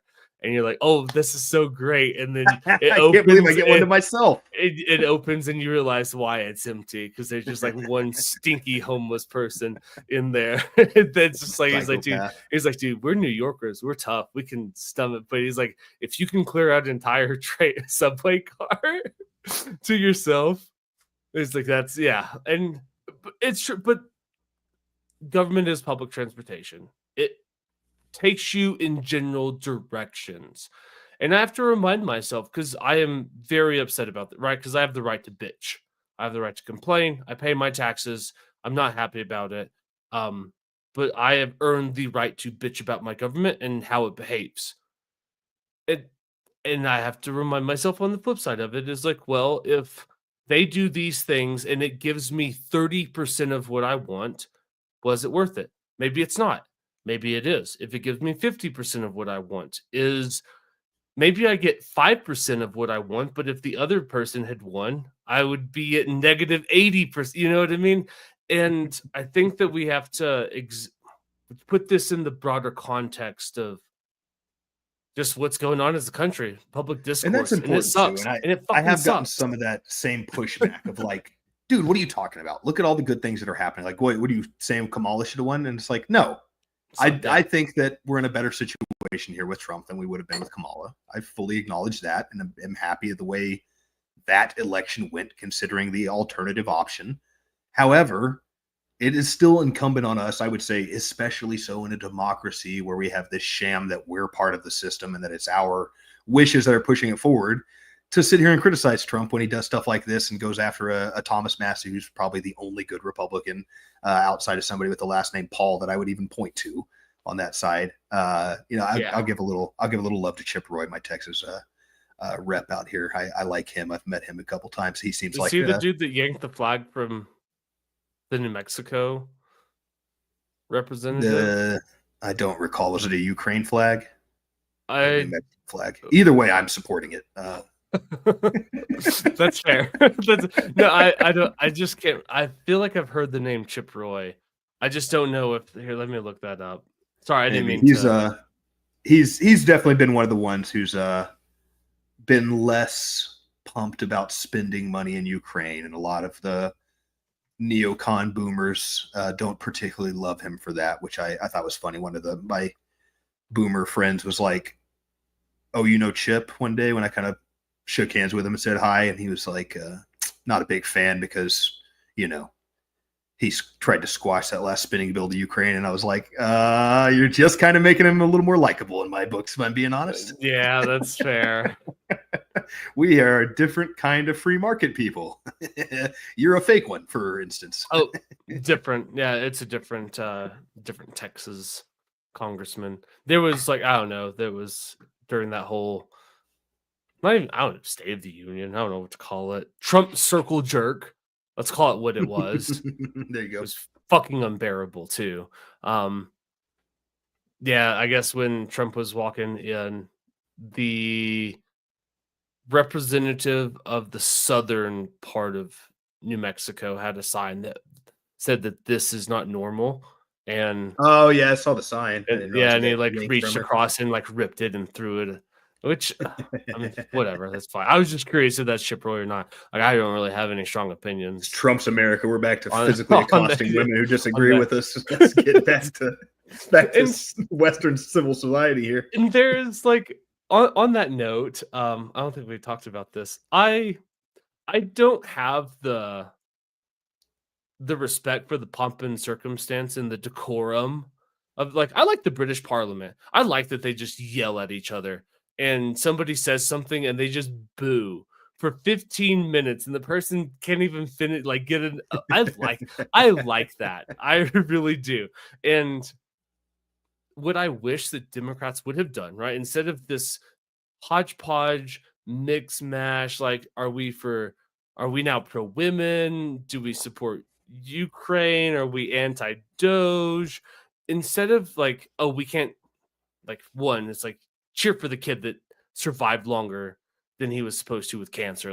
Be a fucking human being. Yeah, first an odd stance. That's a weird hill to die on. Cheer for the sick kid. All right. It's maybe it's just a microcosm of what this whole conversation's about. It's another great expression of how none of your politicians have any principles at all, and that they're all politically driven. For sure, and that I agree. And what I would have liked to see with that, and not even rooting for this because it's what I want the Democrats to do. It's just because, to a certain extent, I just want the chaos. Politics is a circus, and the more the circus is exposed to the common person, I think the better off we all are in the long run from tearing down our reverence for these institutions and the processes. And so I kind of root for the chaos in that way. And when the first guy got pulled out, removed by the Sergeant of Arms, I wish that Democrats would have gone with their 300 something members that were in there, one by one, row by row, person by person, choosing to be removed by the Sergeant at Arms and drag that out for hours. I mean, hours. That's what. And as soon as peace has been established, the next person stands up and starts heckling until Mike Johnson has to nail the gavel and say, Sergeant at Arms, please remove the senator from so-and-so. I wish they would have done that, and they would have drug it out for 5 hours. I think that would have been so much a better. How mad that first Democrat would have been if every other Democrat stole his thunder in that moment. This is going to be in every campaign commercial next term. Yeah, but that guy got censured. 10 Democrats even voted to censure him. Oh, really? Yeah. Like the next, like they brought up censuring motion in the House shortly after that, and 10 Democrats voted to censure him. And so that even broke, like, the party's not even unified on what you should do with Al Green. You know what I mean? Which is funny. And it is probably my knee-jerk reaction to that is that the side that is of the Democrat Party or the Republican Party, the minutia of the machine, is probably in the wrong. Like it's probably disgusting that this guy might have actually had some kind of principle he was standing on, even if it was something I would disagree with. And now he's going to get removed from his position so that some other new cog of the Democratic machine can be put in his place eventually. Yeah, which is exactly what we're looking at with Massey here. Here's the one Republican standing on principle. Better get him the fuck out of the way. And he's going to get primaried. Yeah. And how do you feel on that, by the way? I wanted to ask that earlier and missed my opportunity since we're back on it. Do you think that Massey has enough of any kind of juice nationally to do any damage to Trump's image? Or do you think this is all just a mess that Massey gets to fight against now? I don't think that he has enough image clout, weight, outside of libertarian influence to damage Trump. But I also think that he has enough standing clout and influence not to be primaried. I don't think that he's anybody to take him out in Kentucky. It seems I don't think that he's at risk of being primaried. He might be, right? And so this is something I bet somebody jumps at. I don't know if they have any shot at.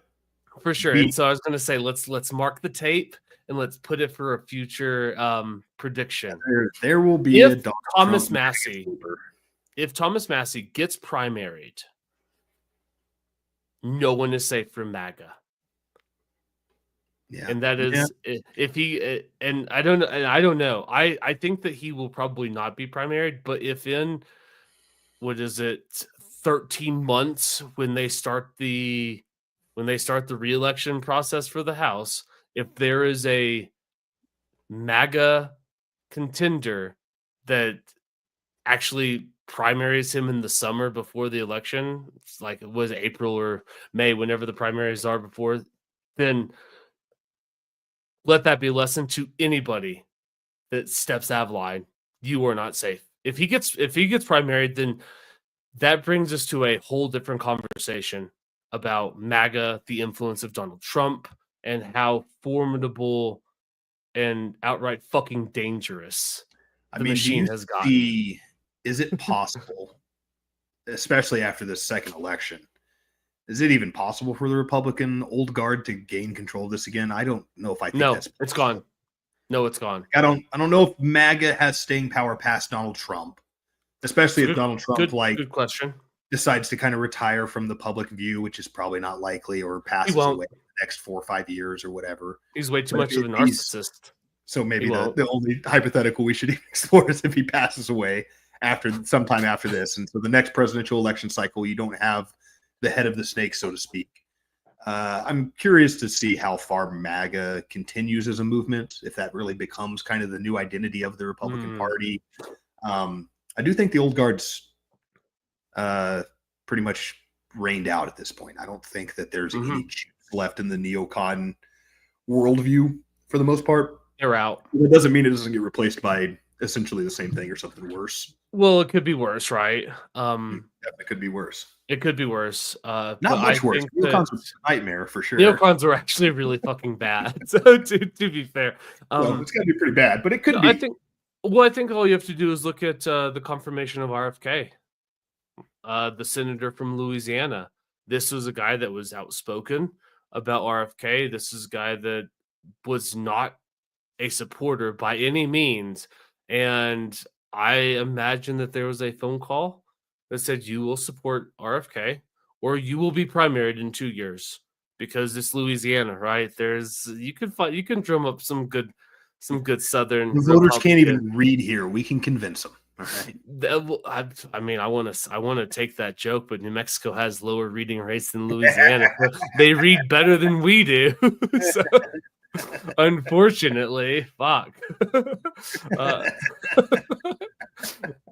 I forget how bad New Mexico's oh, education. it's abysmal, dude. It's so bad.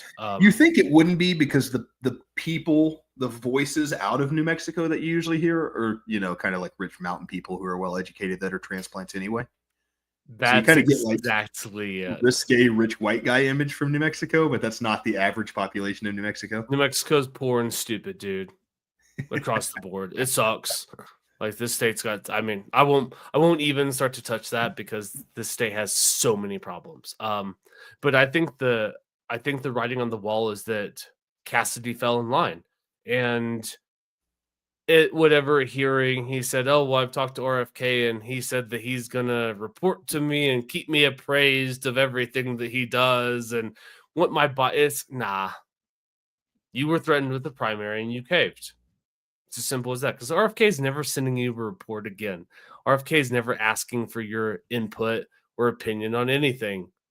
It's that you are going to fall in line and you're going to toe the party line or else. And if Thomas Massie gets primaried, then that's not good. That's really not good. That he does. He does.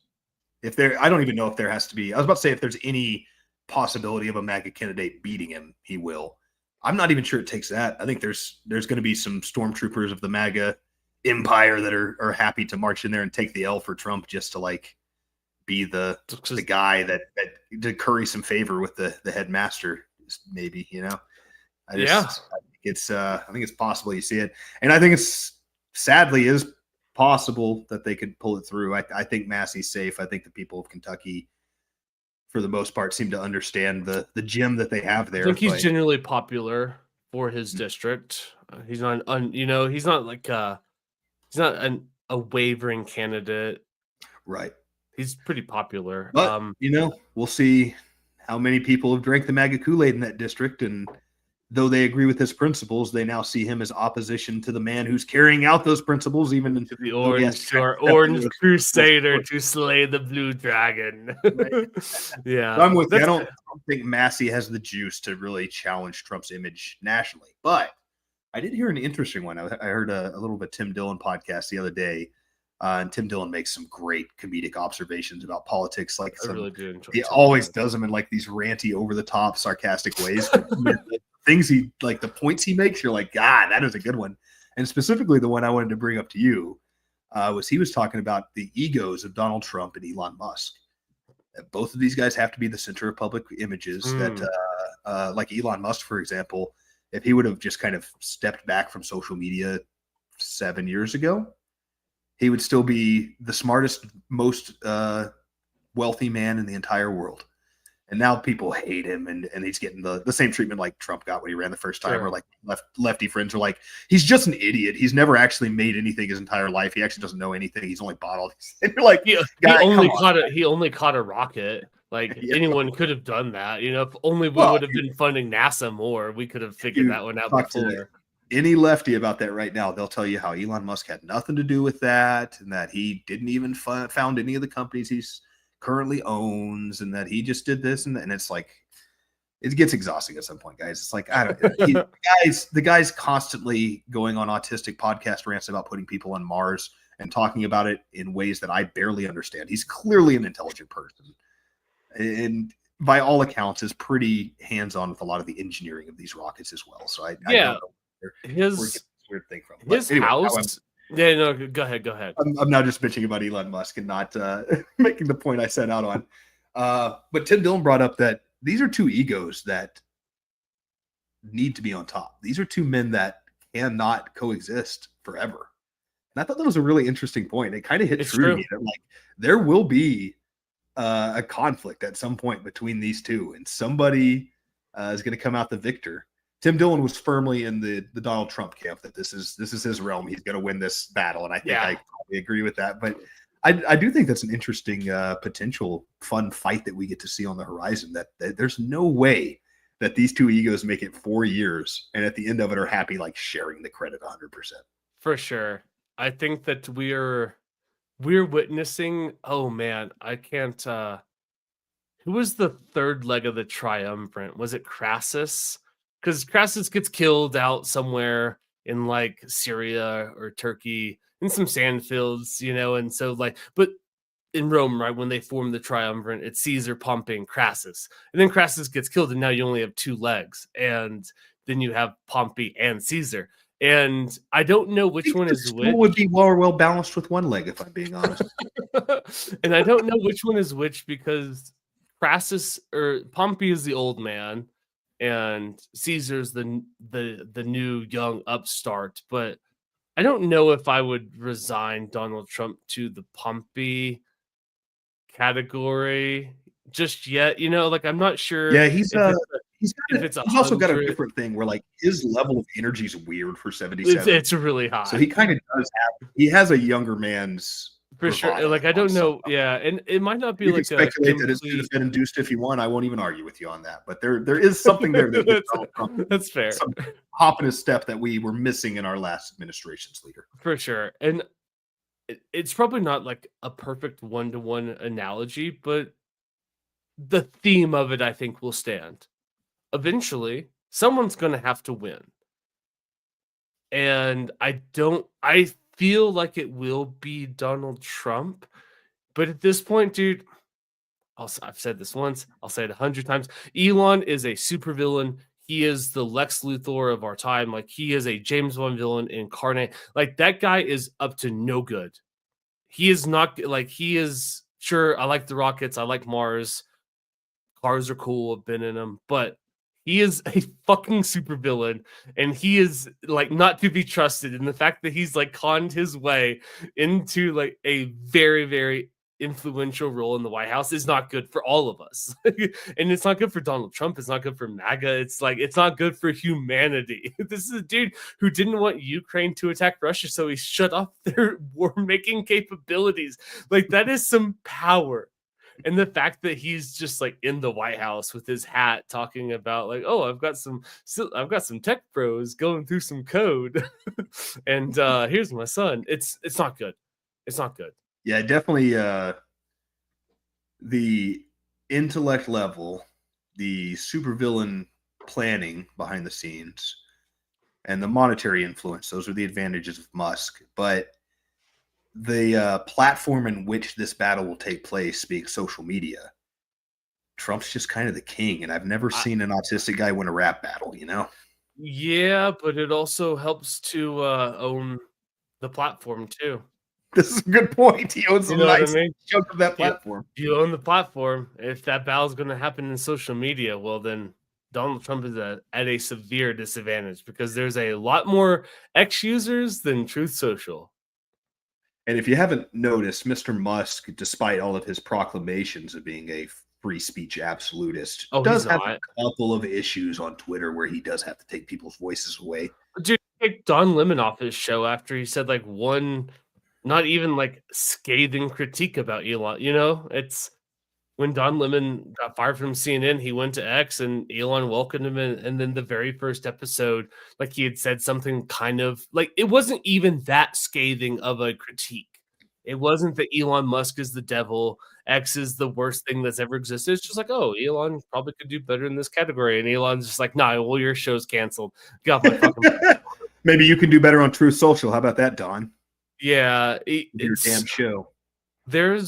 I have some thoughts. I'd like to take a quick little break real fast, but I think that there's some fodder on like cults of personality here. Because that's what we're actually dealing with. Back to feeding the ducks.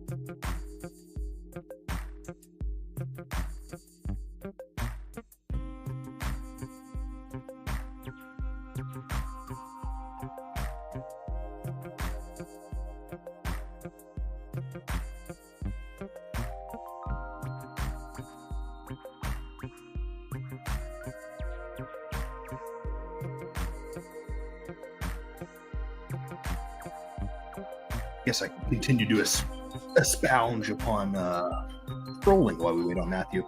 I've been thinking a lot about trolling lately, and I love the concept of getting people riled up on the internet in general, especially when it's like something you don't even care about, and just to take like a wild steelman case of like obviously the opposite opinion of the chat room, and to watch people have their meltdowns.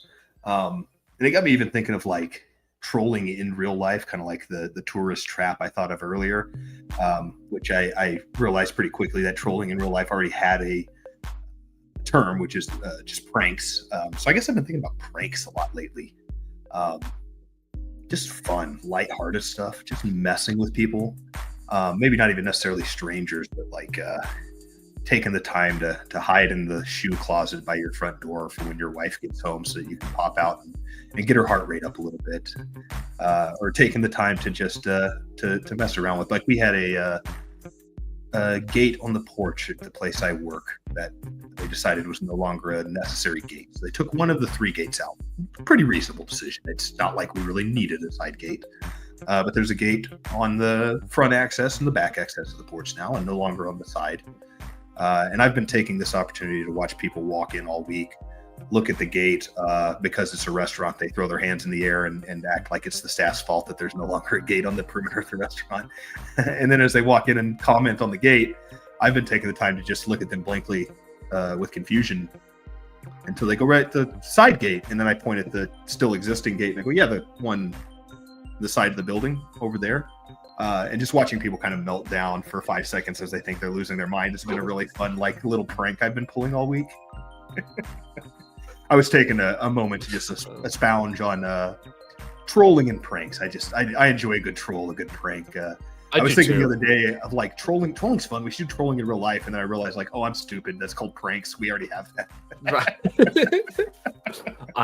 IRL, baby. Trolling. Right. Yeah, that's fair. I understand that. It is fun, and it holds up.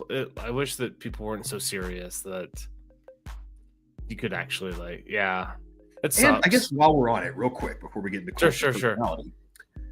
I love a good prank, but I'm getting annoyed at the level of laziness with pranks with like TikTok videos, where the prank has just become be annoying in public. For example, there was one the other day where a guy came in to some grocery store, maybe it's a Target, and he walks in like looking professional and kind of lying to them about working. I was sitting here from headquarters or sent by another Target. And they're, as the video starts, they're already like, dude, get out of the store, please get out. And then he calls in and there's like 30 guys in red shirts with name tags walk in at the same time that don't actually work at the store to like, for him to disseminate amongst the store and confuse everything, which is like, as a concept, there's some funniness there. I liked the visual of it, but the annoying part is they're shooting a video for TikTok that's going to be 30-second cuts. So they're not actually going through any nuance of trying to make it seem like an actual prank or to try to trick the staff or confuse them into like, wait, why are 30 cashiers walking in my store right now? This is very abnormal. They just walk in with a camera. So that when the video starts, they know it's a prank and they're screaming at them, please get out, please get out. And so then the prank just becomes we're ignoring the staff here and disrupting service. It's like, it's crazy. You had a good idea, but you didn't take the time to like hide the cameras and have a prank happen. For sure. It was, yeah. Well, I mean, it's all just, it's that 24-hour news cycle, 30-second TikTok videos. It's the world that we live in. The video is not actually the content, but the thumbnail picture. And we can accomplish that even if this guy knows the entire time it's a prank, because at some point he will be screaming for security and we'll just take that picture with everybody in the background. It sucks so That's bad. The screenshot. Yeah, and there's cult of personality. What were you thinking? Well, I was just thinking about this as you were as we've been going through tonight and everything we're talking about. Donald Trump is assembling a cult of personality where you fall in line, you do as you're told, you be as Trump-esque as you can in whatever ways, and you're in the good graces. But as soon as you step out of line, you're out. And I really don't like that, because anytime you get cults of personality, the system ultimately becomes rotten. And I guess at the end of the day, nothing good comes from it, right? And I think that's what we're seeing when you start to get. And so let's take tariffs, for example. I'm not an economist. Sometimes I don't even know if I trust economists on like a wide scale, but I will also acknowledge that there are people that understand economics so much better and deeper than I do.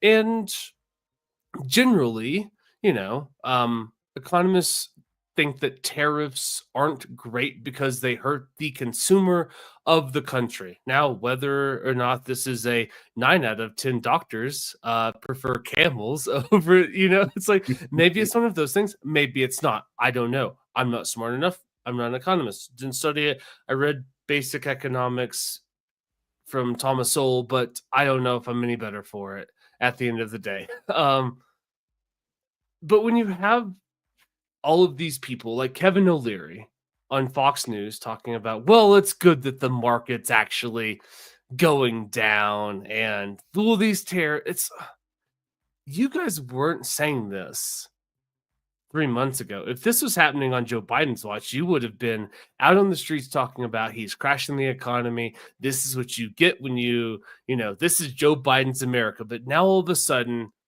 tariffs aren't so bad. The uncertainty of the market. And I think that we're going to run in, like, this is day 52. The cracks are starting to show. And I think that we're going to run into some severe issues down the road with everybody falling in line and just wanting to appease Donald Trump. Because I don't like Kevin O'Leary. You're a really smart guy. You've made a lot of money. If you think Donald Trump's an idiot, I'd like you to tell me. I'd like you to tell me tariffs are a bad idea. This isn't actually, and don't get me wrong, like, I'm not here to scream panic over the market. The people's 401ks. Oh my God, it's only down to what it was in January, which was at an all-time high. So I'm not here to scream about that. But it's just the cult of personality that's bugging me. Everybody's falling in line. That blind, exactly. And just blindly doing so, because even from the perspective of Donald Trump, when he's talking about tariffs and the way he's acted towards his tariffs, were like, hey, I'm going to threaten this tariff or even sign something about this tariff if you guys don't say drop your tariffs towards American goods. And then we saw Canada fold on that, Mexico as well, and he drops the tariffs. And I don't think Donald Trump, and I could be wrong on this because he is not very good at wording things coherently all the time. He's very good at throwing things at the wall. It's going to go great, these tariffs. But I think that mostly Donald Trump's plan with these tariffs was to use them as negotiation tactics. Agreed. I don't think he's ever said that the tariffs are going to be what fixes the economy directly, that this is the thing we're missing to make goods cheap again. But rather that he has this plan that he doesn't always articulate really well, which to his bit of credit, maybe he doesn't want to say that in national news because he's using it as a bargaining chip in a negotiation over trade rights with some other country later that afternoon. So maybe he doesn't want to show his cards a little bit. Sure. But by not fully explaining that plan to the American public on what I would, at least I think is what he meant with all this tariff stuff, or at least is the route I see where they could be beneficial. What happens is everybody's in this cult of personality. They hear Donald Trump say we're putting tariffs down. Okay, I'm just going to only read every article there is about why tariffs are good, and I'm going to write articles about how these old economists are wrong for saying that they're bad for the average person. Right. They don't actually make prices go up at all. And it's like, it's not even Donald Trump's position that you're defending anymore.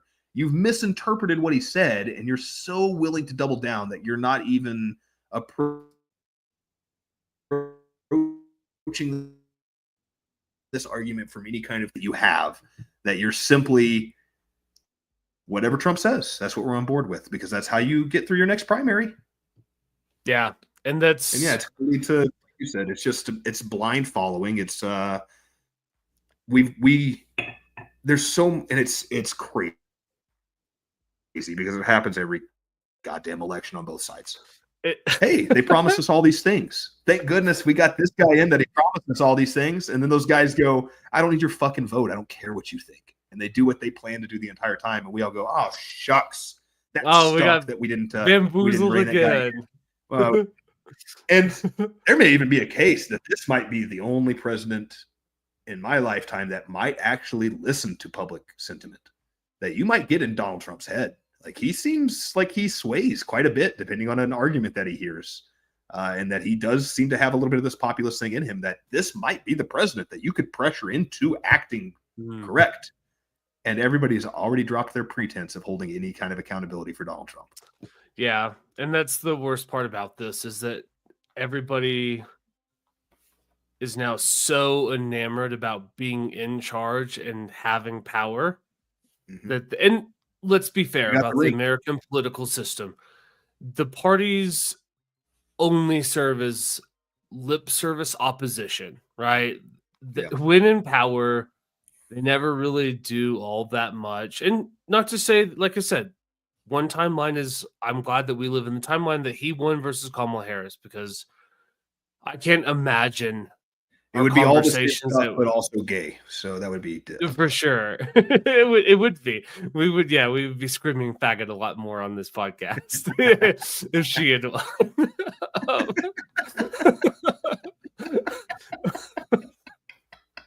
But it does bug me that everyone's already forgotten all of the things that they were so upset about Democrats about. And now that I guess I'm disappointed, because I was hoping that it would have lasted more than 50 something days. You know, I was hoping that we could have at least gotten 3 months out of it, get a quarter of the year where there was some, like, I don't know, semblance of principles and guiding, but it's all out the window. Caleb Williams' face. It's gross. The free speech party is rounding up people for saying things they don't like. It bugs me. I'm really bugged about it. And not that I expected. I expected to have to be back to this corner. It's not that I expected them to do better. I expected them not to blow it so soon. I think that's it. You know, I knew this was coming. We all said it. But I expected them not to blow it before 2 months. Like you guys, like I was entrenched in my position. I was ready to argue with all my right-wing friends for 2 more years that Donald Trump was going to fuck this up. I just didn't think it was going to come in 50 days, and I'm a little bummed out that it took 50 days for him to already start balking on those promises and abandoning his supposed principles. And yeah, it's disappointing. You know, I truly thought we might have a year. I thought so too. You know, I thought so too. But rounding up, might make it through a midterm election even to try to hold that libertarian vote that was so important for Donald Trump to win, that he obviously is going to do everything we asked for now. Yeah. And I think that there's also something that's really interesting. Oh, I got to sneeze real fast. This is going to be I'm just going to like. It's a violent one. He had to turn the camera off that time. It's going to get.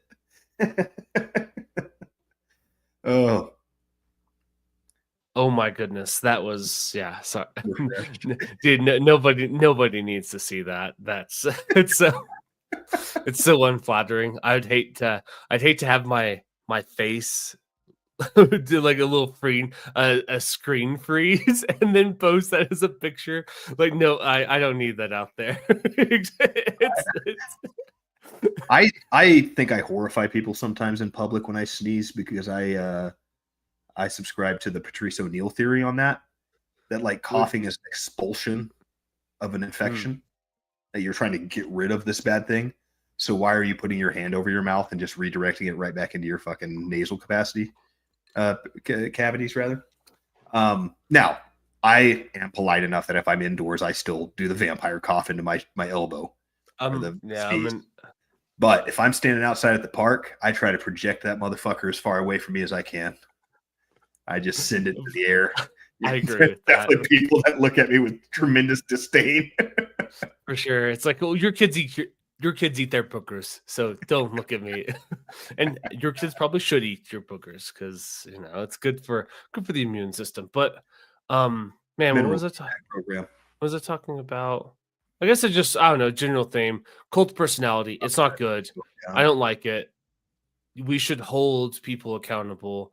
And because that's where real change happens, right? And I get it. It's nice to win, but I don't know. You got to press the advantage. And I mean, there's even that did you win? I'm sure the same conversation happened when there was all the recounts in Florida, and all of a sudden George Bush was president and not Al Gore. And it was like, it's, you know, maybe something fishy happened there, but at least we won. And then we spent the next 20 years in the Middle East, spending all of our money killing brown people and creating new terrorist groups. It's a fascinating alternative history. And if Al Gore had won, what happens? Yeah. I think it would have been the same war. He would have just attacked him on the basis of some kind of climate justice. Their oil refineries aren't efficient enough, and therefore we have to go in there and refine their oil refineries. And if it's under American control, then we can save the planet potentially. So it's a small price to pay to save all of mankind. There's that whole I went down this rabbit hole maybe like a month ago. There's a really good podcast called Fiasco, and they have a 10-part series about the Florida election. It's fascinating. If you're interested in that world of podcasting and history, it's worth checking out. By their analysis, George Bush won by like 400 votes, give or take like a couple, you know, it was like 412 or 392, whatever. But just like the process is wild. It's really interesting. It's worth listening to. But yeah, I take another shot at the timeline here as I thought it through. So if George W. Bush, because this plan for the 7 countries we wanted to invade, that had been around and actually got put on hold when Clinton won, and then came back during the Bush administration. So Al Gore probably wouldn't have been the one to march us in. It probably would have waited on the next. But the timeline that this brings us to is that we never have the massive reform of the Republican Party because of the failings of the Bush administration. So we get Jeb. Jeb invading the Middle East. So we get Jeb invading the Middle East in 2016. ultimately is what we get. So we just Al Gore fumbled it bad enough that they hands it right back to the Republicans, and Jeb Bush, the architect of the destruction of the Middle East. Yeah, that's like, I don't know. It's now we're into like some really metaphysical, philosophical worlds. Like, can you avoid certain things? You know, it's like, are certain things inevitable? Like the Middle East was always going to be invaded. It was either going to be George Bush or it was going to be Jeb, and you either got in 2003 or you got in 2017. But Iraq was always going to be destroyed. Syria was always going to be a failed state. It couldn't escape it. They couldn't push it away. My phone went to answer questions when I said Syria. Boo. Not your name. Boo, you listening devices. Yeah. I don't know. I don't have much more to expound on the cult of personality. I just know that they're not good. Anytime that you have them in history, it's not great. And I wish that there were more people that would hold Donald Trump accountable in right-wing media instead of just like, I'm going to suck the dick because I don't want to be on the outskirts with the king. Yeah.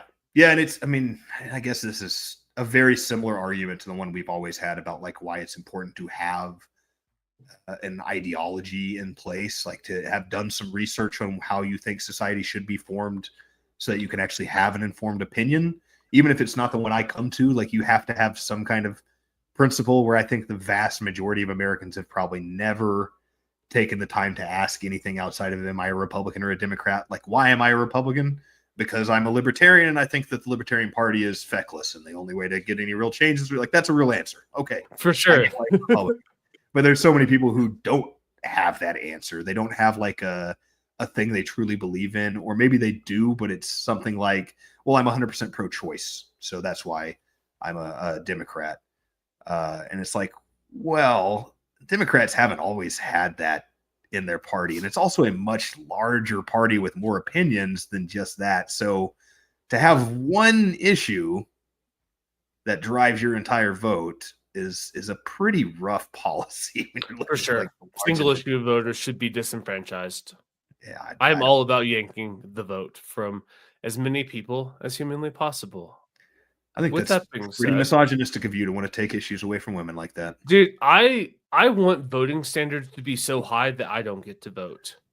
Like that's how in depth I want them to be so strict that we just start eliminating so many groups of people.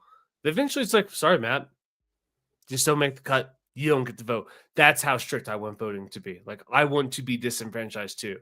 I want them to, it's like, sorry, like I know that you own property and that you can pass the civics test, but you don't meet this requirement too, because you don't have enough stake in your community. I know that you own property, but it's still not enough. I want to be disenfranchised. That's how much I want to take the vote away from people. I think this is a good time to shift it to a little bit more lighthearted conversation, but still very serious. Daylight savings time. I don't know about you, man. Oh yeah, about that. I am struggling. I struggle every year. The podcast start time almost snuck up on me tonight when the sun was still up. That's The clock was like, oh, hey, it's almost 7:30. And I didn't even realize I came to the conclusion that it was daylight savings time on Sunday in the late evening when I was leaving work, and I was baffled by how bright it was. I was like, man, I swear I came back to work after dinner at the exact same time yesterday, and it was a lot darker. And I was so confused for like 5 minutes until I had to text a friend. I was like, is it daylight saving time? I was like, yeah. That explains why it's so light outside, because I was really confused. I hate it. I struggle with it. Like, I don't sleep particularly great anyways. Mm-hmm. And to rob me of an hour and disrupt my, it's like, I'm already struggling as a human going into it. And then to add this into the mix, I don't need it, man. And I have to imagine I'm not the only one. I cannot be the only human out of all of us that's definitively through firsthand experience. This past weekend. Know of one demographic that's 100% in your camp. And that would be toddlers. I was hanging out with my nephew this weekend, and toddlers have trouble adjusting to their bedtimes changing by an hour overnight. He was not a happy camper. For sure. He was, frankly, and I'm not saying he doesn't have the right to be this way as an almost 2-year-old child, kind of an asshole about it. That's fair. I mean, 2-year-olds are just assholes anyways. That it comes with the territory of being 2. But I feel them. And this is one of those things that's like, I stand in solidarity with all of the toddlers throwing fits about their bedtime. Yeah, me too. And I just wish that it was culturally acceptable to be coddled for my tantrum, because when I throw a tantrum, they say it's like, maybe you need like to be on some medication, or you should go see a psychiatrist. You need help. You need therapy. My cranky old man take with no children, where I'm starting to like try to refine this speech I have that I'm giving to parents about like how it's a bum deal that society automatically bends to the will of you and your children. For example, the main road I drive to work on, which is a 60-mile-an-hour road, when the buses go to pick up and drop off children that congregate on the side of that road, they require traffic to stop on the entire road. And every time I see that, I'm like, is it impossible for that fucking bus to pull down that side road where all of the kids are standing? Could they not just do that and get the goddamn, like we have 7 extra stoplights today just because it's school time is a little bit silly to me. Yeah, I want to agree, but I'm actually down with stopping traffic on all sides, because God knows that the only reason that is because some jackass is blown through there and hit a toddler. Absolutely. And I want to disavow if I misrepresented my claim here that I was supporting that. I absolutely think that cars on the road while the buses are stopping, getting small children who are frankly retarded and would run out in front of traffic, that cars should stop. I'm just advocating that bus should never stop on the main goddamn highway that runs through my town when there's a street right there you could pull down. Okay, that's that's fair. Why do I have to deal with this every day on my way to work when you could just have your bus driver get up another hour earlier and pay him for another hour of work? Like, you know? Yeah, but who wants to do that? I'm sure they don't want to do that. We're all cutting costs. I don't want to pay the dishwasher at the restaurant as high a rate as I do, but you got to pay him a competitive rate to get him to do the goddamn job. This is Trump's America, dude. We don't care about government workers anymore. School buses be damned. Let them kids play in traffic for all we care. I'd like to move on to my next pitch for the committee, which is tandem school bikes that 20 kids at a time can ride to school on so that they're not in the way of traffic. So they're not fat. There you go. So the kids aren't fat anymore. God, that breaks my heart to see fat kids. Anyways, that's a whole different thing. Daylight saving times. I hate it. I struggle with it. And it takes me months to actually adjust to it. And every time, like, it just gets worse and worse. Every time. And I don't know why we still do it. I just hate it. I hate it so much. And I got some history, but I'll let you want to say something? It's an odd thing. I didn't dive nearly as deep into this as Matthew did, so he can refute me if I'm wrong on any of this. But from my brief understanding of it, it was something that the government, it's kind of like the story with mental institutions almost.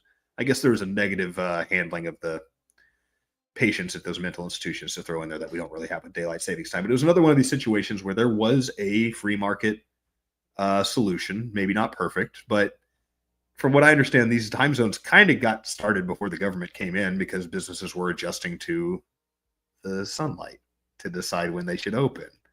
And perhaps they came to a decision that it was a little easier to change the time zone so that everybody's kind of open at 8 or whatever time it is in the morning that's normal for businesses to be open at that time. And so they kind of adjusted accordingly to that. But yeah, just it reeks of one of those things that like, and it's not the libertarian hill I'm trying to die on, because I don't know that I feel unbelievably strong that we have to stop daylight savings, governmental enforced timing. But it does seem like something that, I don't know, every business in the world, I feel like, would adjust their hours based on the year if it made them more money, and they would figure that out. And the ones that didn't would potentially lose out on some money and potentially fail on the long term. And as the free market goes, you end up with more reliable businesses that do a better job of serving the public, and therefore the ones that bring in the money. And I don't know, it comes across to me as like, why does the government give a shit about regulating this? Is it important for the government to have their hands in this? And why is this another thing that, I mean, even if it's not that much, some part of our tax dollars goes to enforcing this, I would have to imagine. Yeah, I've never thought about the enforcement aspect of it. And this goes back to, now I'm gonna, it's like go back deep to our deep native roots. You know, it's like leave it to the white man to think that he can own the river and own the land and control the sky, but nobody but the Great Spirit is actually in charge. It kind of like has that element to it, because the idea of daylight savings time, Benjamin Franklin originally introduced it, but when it actually became a thing for America was during World War I. And the concept behind it was that if we move the clock back an hour, there's more daylight in the evenings, so people use less fuel, which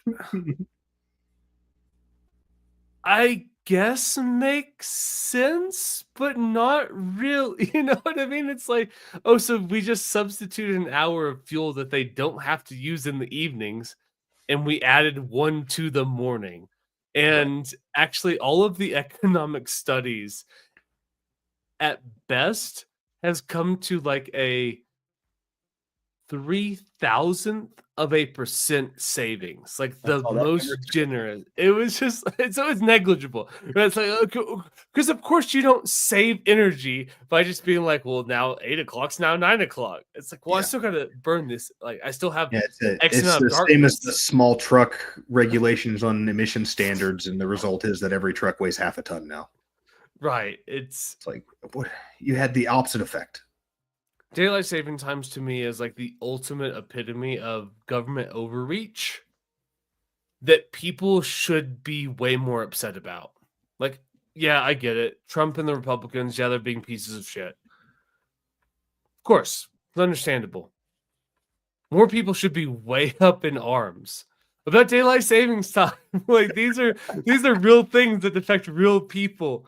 Like, you can't control the deficit. The government's going to spend, they're going to add trillions of dollars to the deficit. They're going to continue to fund things that you don't approve of. All the, right, like the things the government does that you have no control over, most of it. But things that impact you personally, daylight savings time. And Americans, we just take it. And it upsets me because we're so fucking docile about it. Like, we should be very upset that the government decides it's like, oh, well, 8 o'clock's now 9 o'clock. And we just like, oh, I guess I'll just wake up an hour earlier and be a little sleepy for 2 weeks. Just get my government mandated jet lag right now. Dude, it bugs me. And maybe it's also like, if you left this up to the market, don't you think people would just get up when the sun gets up, open their store an hour before the sun gets up, figure out what time that is, especially now that we got these fun little things in our pocket. We're not all peasants out in the field. We have iPhones that tell us exactly what time the sun comes up and goes down tomorrow. So you don't even have to guess. You can just look at your calendar and go, oh, 8:19 is sunrise. Guess we'll open the store at 8 tomorrow. That way we get everybody when they get up. And that seems like it would completely dissipate this jet lag conversation we're having, because you instead get up 30 seconds earlier every day throughout the year until the point when the sun is at its apex. Right, so right. Like, I don't know. Wouldn't it just work itself out? It would. It actually would. And this is the problem right now to enter our bitchy libertarian mode. This is the problem when it entrenches itself, because all of a sudden now you have these economic impacts where, oh, if the sun's up later, people are more willing to do things. And it's true, right? Like, the sun in New Mexico in the summer, it's up late. it can be like what I'm doing at 5 o'clock in the middle of winter versus 5 o'clock in the middle of summer. Way different conversations. The middle of winter, well, it's already dark. I guess I'm gonna go get drunk. I guess I'm gonna go buy a bottle of whiskey. I'm gonna play video games. I'm gonna get drunk because it's already dark. In the summertime, bro, I've got 4 more hours of light. Like, what are we gonna do? Let's go. Dude, we can go play golf. We can go ride our bikes. We can go ride motorcycles. Like, there's so many activities that we can do, and that factored into the economic consideration in the 70s when this became a full-time thing because it was introduced in 1918. And, the war, all that stuff, repel the Huns. Okay, cool. The war's over. It goes away. Then it was brought back in 1942. Oh, don't touch our boats. Nazis bad. And then it went away. And it wasn't until the 1970s that it became a permanent part of our life. And now you have like the rise of shopping malls and all of these outdoor activity, like now you have interest that can petition your government because I like that the sun's up later because people are willing to go outside because dude, when it's dark, dude, I'm telling you, I fight seasonal depression every year and I can track it. Like my alcohol consumption and my depression is directly correlated to what the sun's doing. In the wintertime, it's not great. I work on it. That's me. I work on it. I acknowledge I have a problem and I try to do better. And I get why they'd be like, oh, well, let's just make the sun stay up a little bit late. It's like they're more likely to go outside. Maybe this is a really good libertarian allegory for what the state is at its core. It is. We're like, this is a non-problem. People were going to get up when the sun came up. They were going to go to work shortly after that, depending on what time of year it was.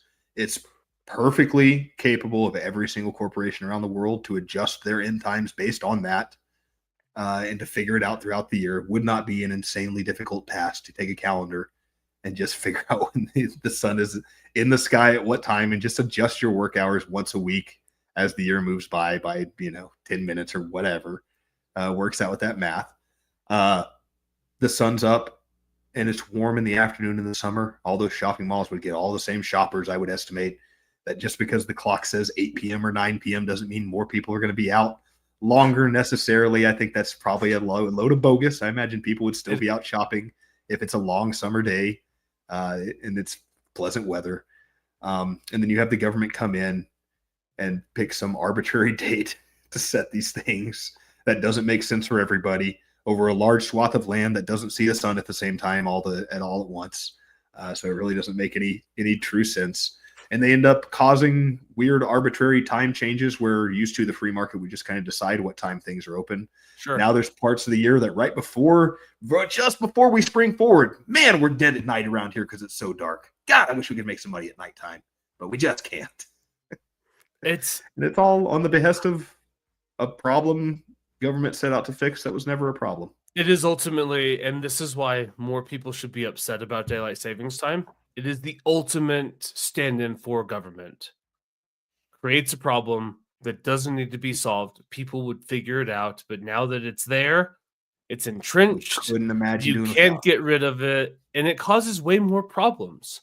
I'll have to pull this map up before we hop off to show you, and it's a sunlight map of where the time zones should actually be.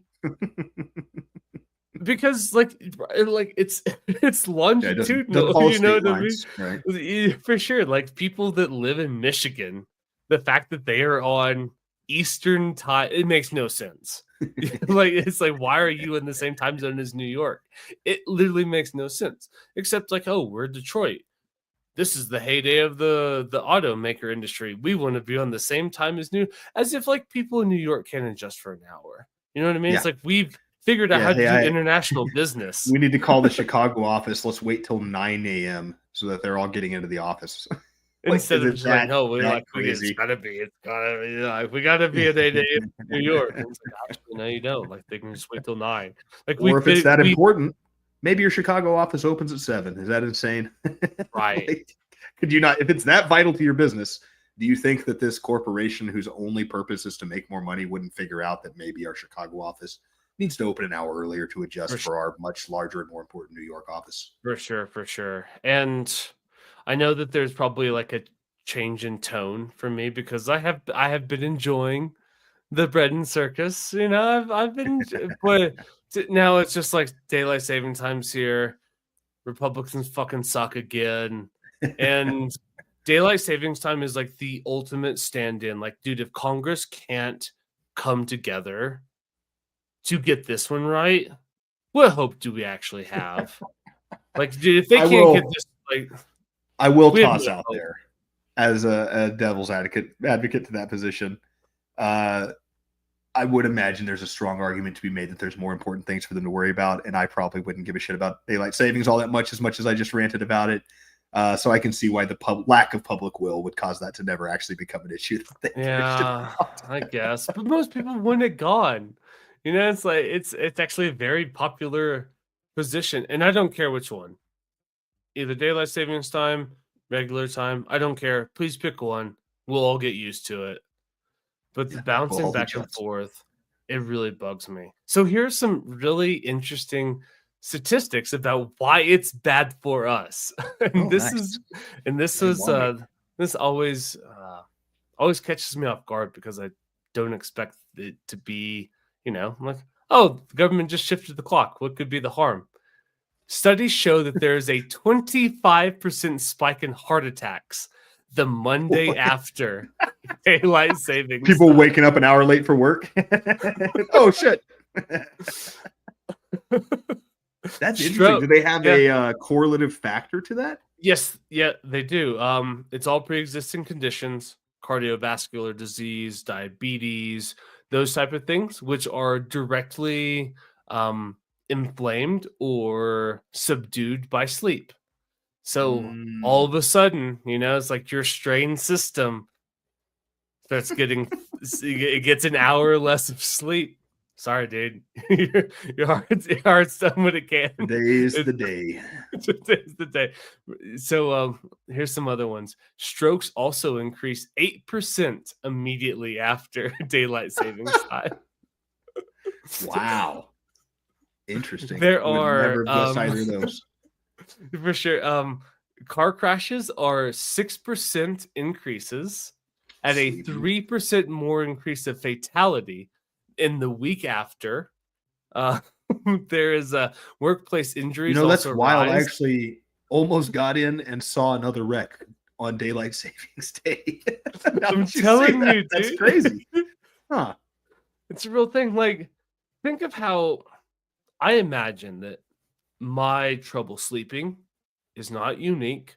I imagine that most Americans, you know, as the older you get, the more you sleep. Mine is directly correlated to like my stress. When I worked a 9 to 5 that I didn't worry about, I slept like a baby. Oh, I'm going to try to make something of myself. I'm going to start businesses. Boom! Sleep quality went downhill quick, directly correlated. And I imagine that like most Americans, sleep is directly correlated to their stress and how good they feel about the day that happened and the day that's got to come tomorrow. To take away 60, you know, it's like a full hour of that. Not good, man. It's just not good. Like, there's. That is why. I mean, I had enough just daylight savings as annoying arguments, and there's no reason for it to shut it down. Like, those are some legitimate, like, what are we doing, guys? We're having these externalities from the stupid government enforced thing that we do that we just decided is necessary for no goddamn reason, really, no logical reason.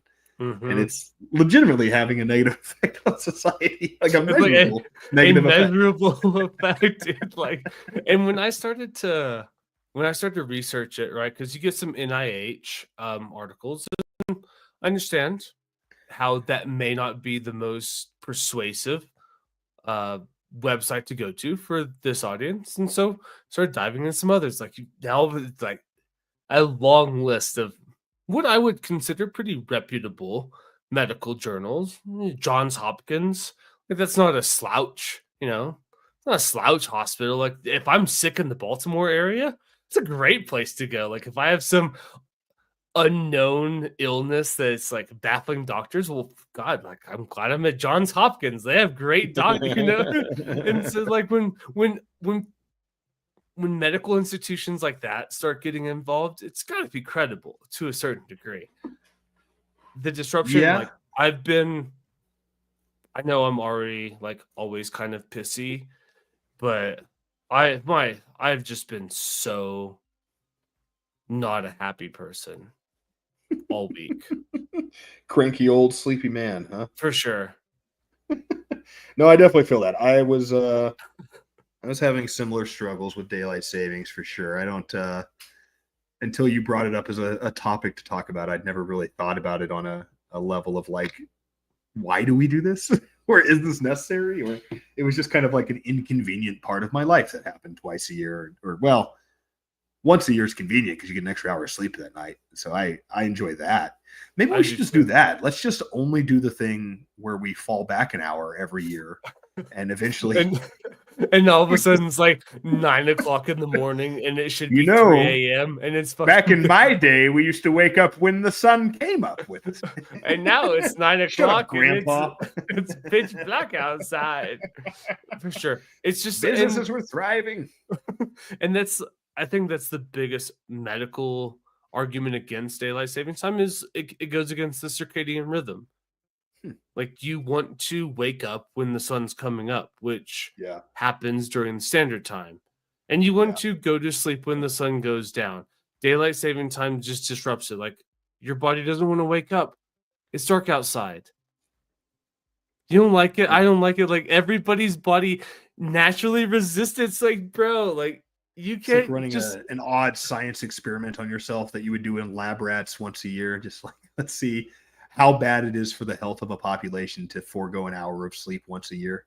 And we all just do it willingly with no protest whatsoever. You're like, oh damn, this sucks. Too bad like did you say it's 8 o'clock? Because it's 7 o'clock for any real Americans, I'll tell you that much. That's how I've been justifying my last week. When anytime I look at the clock, it's like, well, it's actually not 9 o'clock. It's 8 o'clock as far as I'm concerned. It's not my fault I'm sleepy already. It's stupid. I hate it. Well, you won me over. I'm vehemently against daylight savings time now, and I'm going to tell everybody annoyingly for the next 3 days how stupid it is. It should be abolished. And it's and I know to your point, right? Congress has way bigger problems to focus on. But if you guys can't come together to give us like a win that generally benefits every American, that pretty much all of us want. Yeah, I don't know any advocates. Then what hope do I have? Like, if you know the advocates I do know of daylight savings, as I said that out loud, it's all the same kind of people we like talk. That's not a bad one.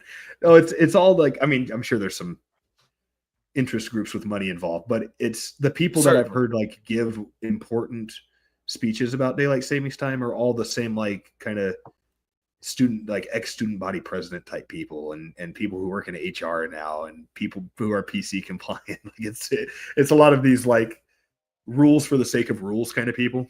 Like, well, we follow the rules because there are rules, and everything would be crazy if we didn't have rules. And you're like, get out of my face with that garbage, you bootlicking piece of garbage.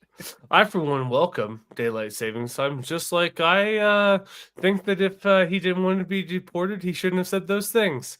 And I actually have no problem whatsoever. To his country. Yeah, he shouldn't have said all that bad stuff about daylight savings time. Absolutely. And I have no problem whatsoever with Elon Musk selling Donald Trump a Tesla.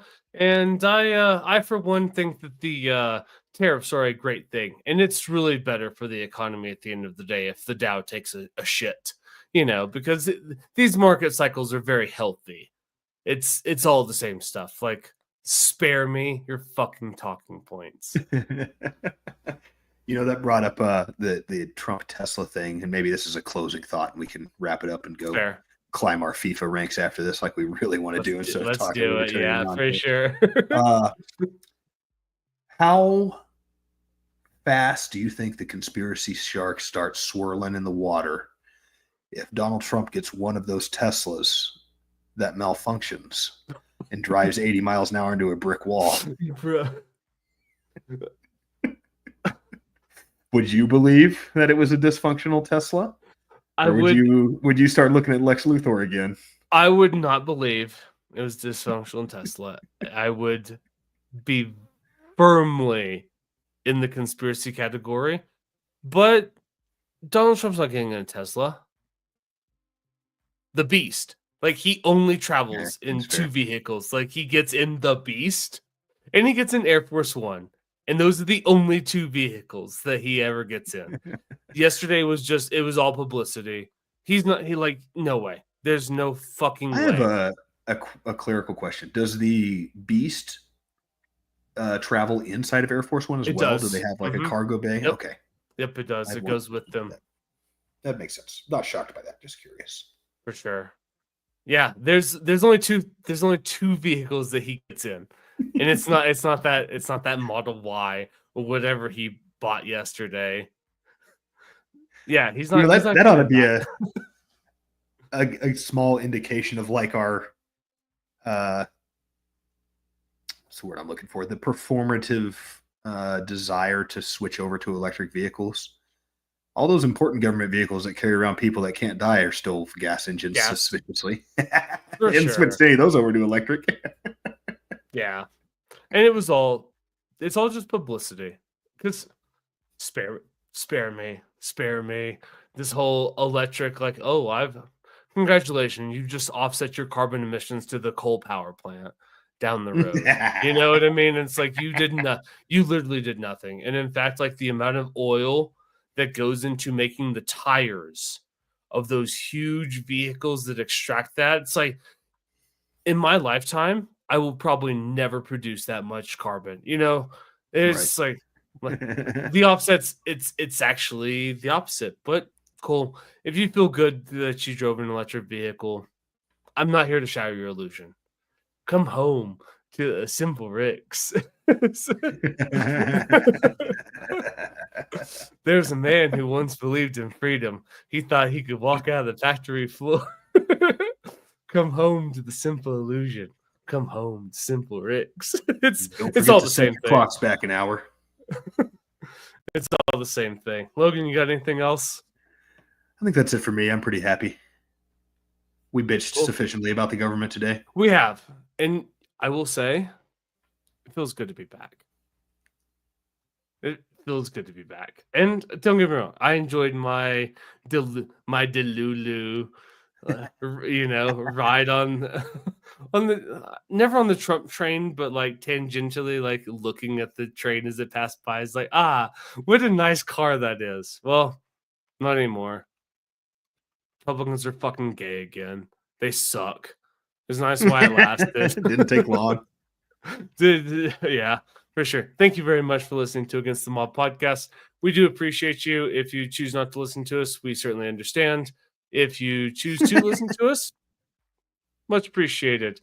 Boo PSG. I hate France. I hate Paris. They suck. Real Madrid winning in penalties today also sucks. I will say this. The gods light and their blessings. If you are in it, it is the best thing. And if you are outside, you look with such envy and hate to those that are blessed. And that's how I feel today. I just like Caleb Williams' face all day. It's like Liverpool lost yesterday. Real Madrid won in penalty kicks against Atletico. I hate it all. Boo Republicans. Donald Trump sucks again. And we always knew he would. So insert Caleb Williams' face. Logan, if you got something positive, I need you to pick it up because I got nothing. I don't know exactly if it's positive, but it did make me giggle a little bit that you accused all the Republicans of being gay and then immediately went into a tirade about soccer. Yeah, well, a tiger cannot change its stripes, dude. once gay, always gay. I can never run from that, despite how much you tried to bully me out of it. It's in me, dude. I think if we would have started younger, we would have had a chance, but I didn't really start hanging out with you until like early high school. Something biological, you know what I mean? I don't ever remember choosing to like soccer. I was born liking soccer, Dad. Just one day I woke up and I like soccer. You know, I experimented with some soccer in college, and one day I just woke up a soccer fan. Oh man, with all that being said, Mobs Podcast, that's us. We'll see you next week.